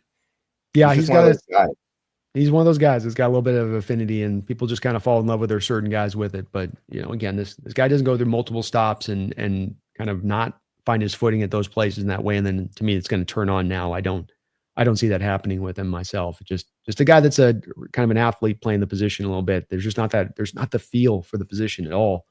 Just completely kind of empty there. Yeah. Thank you, HSG. AA Joss, thank you for the $10 donation, Joss. Very kind of you guys today. At Ole Miss, Jared Ivey did a podcast called Ivy League and interviewed Poopall. Fascinating watch. There's even high school highlights. It's on an Ole Miss channel called Rebel Grove. I like that. Rebel Grove. That's nice. Good name. I'm not calling him Poo Paul, by the way. He's Chris I'm not Paul either. Jr. I can't do the poo. refuse. I can't call any man a poo. No, I can't do it either. Pretty good pickup there, by the way. I know he's really small, and I know there's some issues there, but that's not bad for a practice squad pickup if we do end up getting him, which it sounds like we will. Yeah, it does sound like it's going. I went back and I was watching today. I was going to try to maybe include the cut, but it just didn't have time, ran out of time. I went back and looked at our inside linebacker scouting evaluation from the last draft because and it's funny enough in my thumbnail, Brendan, that we chose for, I've got the 3 inside linebackers on the thumbnail I chose. I had Chris Paul as the middle guy in the thumbnail, dead center on our thumbnail, which was pretty funny. But we both really liked him a lot and talking about him. And I had a late 3rd round grade. I think you might have been somewhere near that area, maybe a little bit less, but both. I think I was because of how I think he's like 210 pounds. Yeah, I know he's listed at 220, but I think he's 210. Yeah. He's a very, very light guy in that. So you were a little bit more reticent to believe that could hold up at the pro level. And hey, this is maybe why he's bouncing around to a practice squad versus being a guy that could be, draftable. But hell of a pickup, Brendan, to get this guy, and especially to take him away from a Rams team that's a little bit light on the inside linebacker position. They get an injury to a guy here or there, they maybe be in some trouble shape if they're not already with the front line guys, because I don't trust necessarily the front line guys as it is. But yeah, I'll go try to check that out, Josh. Thanks for the note on that. We'll go see. And somebody was mentioning that maybe Ivy was able to be a bit of a recruiter, because if it is a practice squad thing, why wouldn't you just go to the Rams practice squad where you have more of an opportunity to eventually become a starter there? We're coming here where you're stuck behind Tyrese Knight and Ernest Jones on the depth chart. I don't know. Maybe Sean McVay made fun of his height and he just had to get out of there. It could be. I'm 220. I'm 220.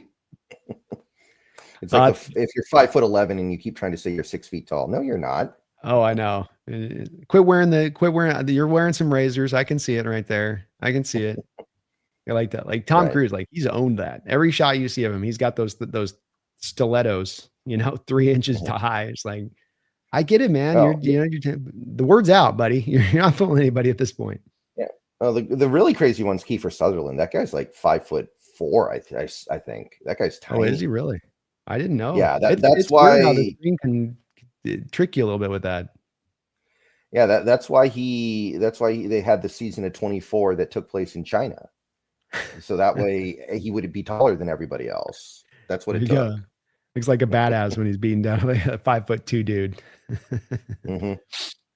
But Josh, we'll check that out, man. That is interesting, and wonder if we will find it from Chris. We eventually hear from him that Ivy maybe played a bit of a factor in recruiting him to come out here to Seattle and saying, "Hey, yeah, LA doesn't want you; they'll want you here. Come on, come home, come home, Hmm. little dog." I like Thank you, Josh, for the tenor, man. Appreciate you. Creo with another $2 donation. He says, "Will Geno be a top 5 to 7 quarterback this year?" Are we talking about just like raw stats? Are we talking about like fantasy? Or I don't know the exact angle because I So think let's go he's gonna put up, Let's go yardage. yeah, I think he's putting up crazy stats this year. I do, because the Raiders defense is terrible. He's got Chip Kelly, and he's got enough stuff around him. I think it's not great, but he does have Bowers. He has, I'm sure he'll have Jacoby Myers. I don't think Jacoby Myers is actually going to sit out games. I don't. I think he's going to put up big numbers. Now, will he actually be better than some of the quarterbacks he puts up better numbers than, guys like Mahomes? No, of course not. Mahomes, it doesn't really matter what numbers Mahomes puts up. He's always going to be a top 2 quarterback in the league minimum, because that's not what we're really measuring here. But if you're just talking about raw like fantasy football stuff, I think that Geno's putting up monster numbers this year. Is he going to actually be a top 5 to 7 quarterback? Probably not. Yeah, I think Brendan kind of broke this down well on this one, Creo. It's a bit dependent on the measurement. If you're looking at top 5 to 7 PFF quarterback, no, Geno's not going to be that in his rating. If you're looking at top to 5-7, like Brendan said, of just general people's opinion of this quarterback, where they say, well, it's Josh Allen, Lamar Jackson, and it's Burrow, and that's the pecking order you kind of going. No, he's not going to get there on that. If we're talking about yardage thrown, last year Geno was 4th in the NFL yardage thrown with 4,300 yards. Do I see him right around that, probably same territory this year? Yeah. Again, back to like Brendan said on this, you're going to be behind a lot of football games. You're not going to be able to run as much with Genty. You're going to have to throw the ball a lot. Kelly likes to throw the ball a lot in general terms, just anyway. This is all going to lead to him having a hyper amount of production, at least as far as yardage is concerned. Does he throw 30 touchdowns? I don't know. We'll see on that maybe, but it's just as much as he's going to have the volume, because he's going to be a top 3 guy as far as attempts go at the end of the year. And we've seen with him, if you give him high volume, he's going to give you productivity on that. Yeah, he might have the season kind of that Joe Burrow had last year, where it was just every game's a shootout. You got to keep throwing or else you're going to lose. So you're going to put up the crazy numbers. Now, Burrow's a better quarterback, and Burrow also had the best receivers in football last year. But it could be a similar thing. Pretty crazy when you look at the attempts, Brendan, where Geno's 578 attempts last year. And then that's no running game, almost throwing 24/7. And yet Burrow still eclipses him up at 652 attempts. They did not want to run the ball in Cincinnati last year at all. Yeah, but, and the Bengals did very little to address it this offseason. That's a very serious organization. Yeah, they're a wild one on that. Magic Vlogs with the $2 donation says, what would be the price for Quentin Nelson? Well, I looked this up. He's got this year and next year left on his contract. He turns 30 next year. Cap hit for this year's 22 or 23. Next year it's 24. Dead money on a post June 1st would be 8.2. So you are saving a lot of money if you move him mid-season. You're going to be saving about 15 million. So that's kind of the Colts angle. The Colts look at that and go, hey, that's actually something that's worth coveting. I would say you're probably looking at something like, I want to say late second, early third, if I had to guess. It's hard to figure this stuff out. There might be a fire sale thing going on in Indy where they take even less than that just to get rid of him to save the money. But I'm going to go with something like that. He's kind of a legend to that team. Yeah, and the fact that he's still just to turn in 30, you still have some value there. Value to the team that brings him on because they have another year of him contractually, though you're probably going to get him onto an extension of some type. There's the oddity here that it's going to be, where does this fit in as far as Zabel? Do you put Zabel at right guard because Nelson's a left guard? So who goes where to what at that point? That does change that a little bit. I think you're right about the late second round pick, just because that he's been so good and because he's still youthful enough, and that there's not a big price you're paying as far as dollars and cents go. And then the fact that offensive linemen just don't get moved. And so if they're going to get traded, they're going to tend to go for a little bit more than they probably should. Like Thuney was an old guy this offseason. He still garnered a fourth and a seventh back in return for a guy that's not as good a player, I think, as Nelson, and a guy that's a little older than Nelson, who the Bears then had to sign to a contract extension. So I think late second is probably about right for Nelson at this point in his career. But it gets tangy there, where now what do you do with, you try to move him to right guard for the first time in his career? Do you try to bump Zabel to center or right guard at that point? I don't know what you. Yeah, I'm not really looking to make the trade, to be clear. I don't, unless things are disastrous, I wouldn't look to make this trade. But if we're just talking about the price, I think that's fine. But trading for an offensive lineman midseason is always going to be tough, because you need to get these guys working together. And that takes the offseason. You need the offseason for those guys to work together. Yeah, agreed. I think it'd be just tough to pull it. If you're grabbing him, like Brendan says, probably because the catastrophes happened. Bradford's not working. You don't have any answers at right guard. Now you're basically in desperation mode at that point. Feed Me More Seahawks, thank you for the $2 donation. Says, you think Aiden Dirty calls a game this season? I mean, the only reason why he would be if McDonald isn't there, right? I can't think of any other reason why that would happen.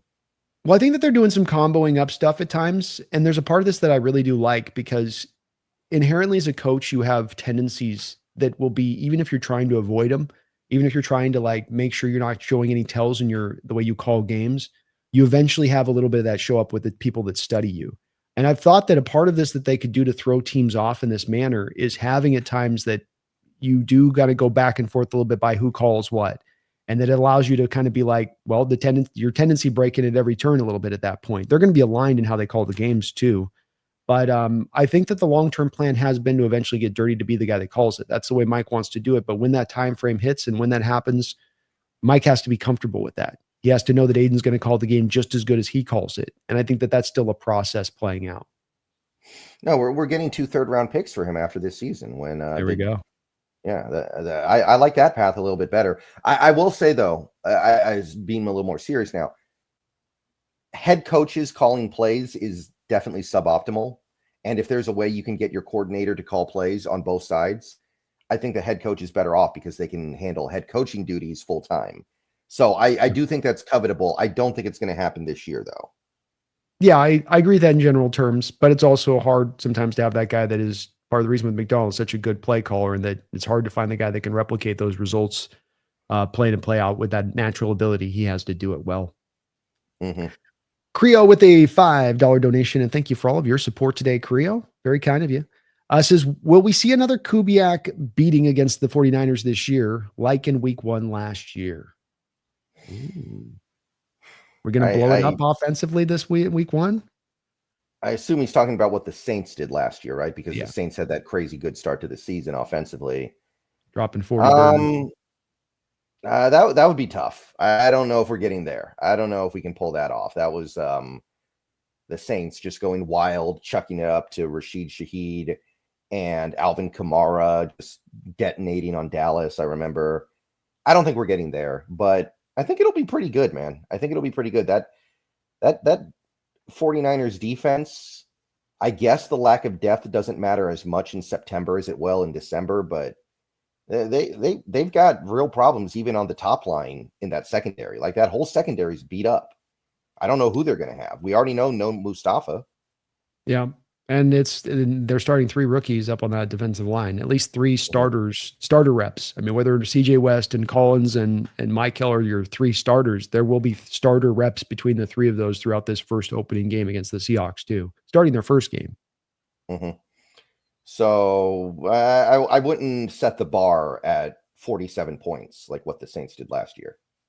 Yeah, I likewise would say that I think that there's a way you can definitely catch Niners a little surprised, and that you catch them a little weakened, and that you're able to run a game like that, but I wouldn't count on it. Saleh coming back in there, and they'll give you, I think, at least, a tough matchup there to the defensive side of the ball, where they give as good as they get. And, you're having to kind of grind through a little bit on this one, where it's a little bit closer game. Week 1, everybody fighting their ass off, high intensity. I think it'll be somewhat close in that way. So certainly the potential's there that you could have it happen, Creo, and that no one's seen this offense before. You've saved a lot, I'm sure, in the preseason. You're going to be running stuff you've never been running in Seattle here at any point in time recently. Sure, there's a lot of opening here for you to be able to catch them with their pants down a little bit and what they're expecting versus what you give them. Yeah. I think he's going to be good, though. I think we're going to be happy. It's just not going to be 47 points happy. Yeah, it'll be more like 28 points happy, something like that. Yeah. All right, let's do a couple of, as we finish up here, a couple of the award winners you see. I thought this would just be fun to check out, and you never know, Brendan, you might nail it. You might just hit these out the park. Who's your MVP this year? For the whole league. For the whole league. I'm going to say the Bengals get the wild card, so I'm going to go with Burrow. I think he gets it. Joe Burrow gets the MVP, and I'm going to go with Jaden Daniels. Year 2 of the Jaden Daniels experience. They retained Terry McLaurin there. I think they're going to throw the ball a lot. The defense is not going to play a particularly good chance for him to really put up some big-time stats. But I got to say, Burrow is certainly another guy that you could see that happening. Got his receivers back in tow. You hope that offensive line can be a little bit more improved this year for him. But I could certainly see Burrow being the guy because he's going to, like Jaden, kind of have to carry the load and making it happen for his team. Mm-hmm. How about Offensive Rookie of the Year? Offensive Rookie of the Year. Part of me is definitely pulled in the direction of Cam Ward because he's going to be the quarterback and it looks like he's going to play the whole season. And usually that is enough to get you Rookie of the Year almost by default. There's also a part of me that wants to go Jean-T. I'm going to go with Cam Ward because quarterbacks typically win these awards if there's any like ambiguity. How about Amari and Hampton? That's not bad. That's definitely not bad. I feel like that Chargers backfield is pretty loaded. I feel like it's going to be a few different guys carrying the load there. I see it could be that way. I do think with Harbaugh, he's been a guy that you look in the past tends to be a guy that runs with one guy or another at another point. He'll have guys might get some carries, but he's going to go with his Frank Gore bell cow. He's going to go with his Blake Corum bell cow. He's going to eventually slide to a guy that he prefers. And this guy just fits the skill set of what he wants, is such a tough inside runner. And I know you get a little bit out with Najee Harris as well, but I just think that that's something that he's going to gravitate towards and want to, by the end of the year, be just lean on heavily. Mm-hmm. Okay. Defensive Rookie of the Year for you. Defensive Rookie of the Year. I am going to say I'm going to go with Abdul Carter. Okay. I was on the line with that one too, thinking very close on that one as well. I went with Carson Schweisinger, the inside linebacker for the Browns, was my pick there, but certainly I can see the Giants one being one as well on that side of it. Yeah, it feels like pass rushers usually get it. It feels like they really have a preference to the guys who rush off the edge. Yeah, well, it's hard for those youngsters to go get 11, 12, 13 sacks in a rookie year. So if you do it, it's mightily impressive. You're getting that done right out the gate. Who's your pass protector of the year? The new award that is inaugurally kicking off this season for the NFL. So this is just best offensive lineman in football, basically. Best offensive lineman in football. Oh boy. Jordan Maitaya. Okay. Jordan Maitaya. I went with Penny Sewell, but I love me some Penny. So Penny Sewell's my guy on that side of it. So okay. Well, there you go, folks. So we've got I've got a Buffalo Bills Eagles Super Bowl. Brendan's got Ravens Eagles Super Bowl. We're very close there. He's coin flip on the division. On divisional wise with me, I've got the Rams with us just one game better on that. But I'll tell you, it's that was a hard one for me to pick too on that. Coin flip is right, Brendan, with it. So we see a successful year for our Seahawks. We see them getting into the playoffs. Brendan, do we have a playoff win this year? I mean, anything I say is going to be like based on very limited information, right? Because we don't even know who we play. I guess I'll say yes. I guess I'll say yes because I think there's a chance we get a home game, and even if we don't, like, what are the teams that we're likely to play? We're likely to play at either Atlanta or Tampa Bay. That's going to be relatively winnable. We might end up having to play a team like Washington, which would be less winnable. but I'll say yes. I'll go with yes for now. Sure, why not? And I'm going to be bold on this and say I think we get to a conference championship. We get 2 playoff wins, but we fall there just short, making a lot of noise for the next upcoming year. I mean, that would definitely get people pretty excited. I would be happy with that. That's something you haven't done in quite a while. Absolutely. I think that'd be just the injection you're looking for to ignite this thing for the long term, to make you really feel like you're right up on the edge of taking this over the other side. I mean, just you're right there at that point, and I think that could be the thing to kind of push you a little bit on that side. So that will be the way I see it going, folks. I thank you guys for watching today. If you guys can for me, hit that like button on both of our ends. If you're not subscribed up, please do subscribe up to Seahawks Brendan Nelson here on YouTube, or the Hawks Nest, whichever side you might be watching on. I want to thank all of the folks in here with all the donations. Creo, Feed Me, thank you. Joss, HHG, Fun P, you guys, Kings Will Dream, Quinn, you guys are all awesome. Dylan Peterson as well, Mark. Brendan's got a little bit of announcement. He's going to be bouncing over here to Twitch here just after the stream. Brendan would Yeah, well, it's going to be a little bit later tonight, but I want to just quickly announce, basically right after this stream ends, I'm actually going to go pick the game up, but today is the release day of Metal Gear Solid Delta Snake Eater, so I'm going to go pick that up. I'm going to get home. I'm going to install it, and then later tonight we should be playing it. I've been marathoning the whole franchise basically for the last month. We played through the entire series, and tonight we are going to be starting the remake of Snake Eater. So if you want to come watch, my Twitch is Seahawks Brendan Nelson. I also dual stream to Kick as well, Seahawks Brendan Nelson over there.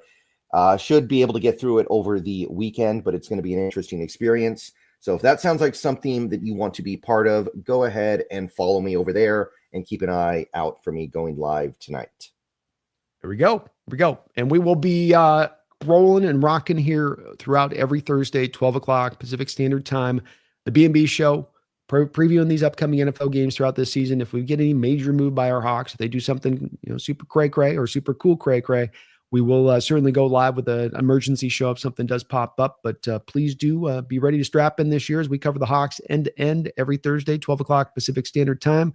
I'm looking forward to a great year with you, Brendan, and hopefully our Seattle Seahawks, the first time us doing this 5 years, having the best season we've seen them have in that 5-year span, that we get to something that we really get to cover, where it's a winner and a team that's not only just moving in the right direction, but now just on the edge of really breaking through and maybe doing some special things.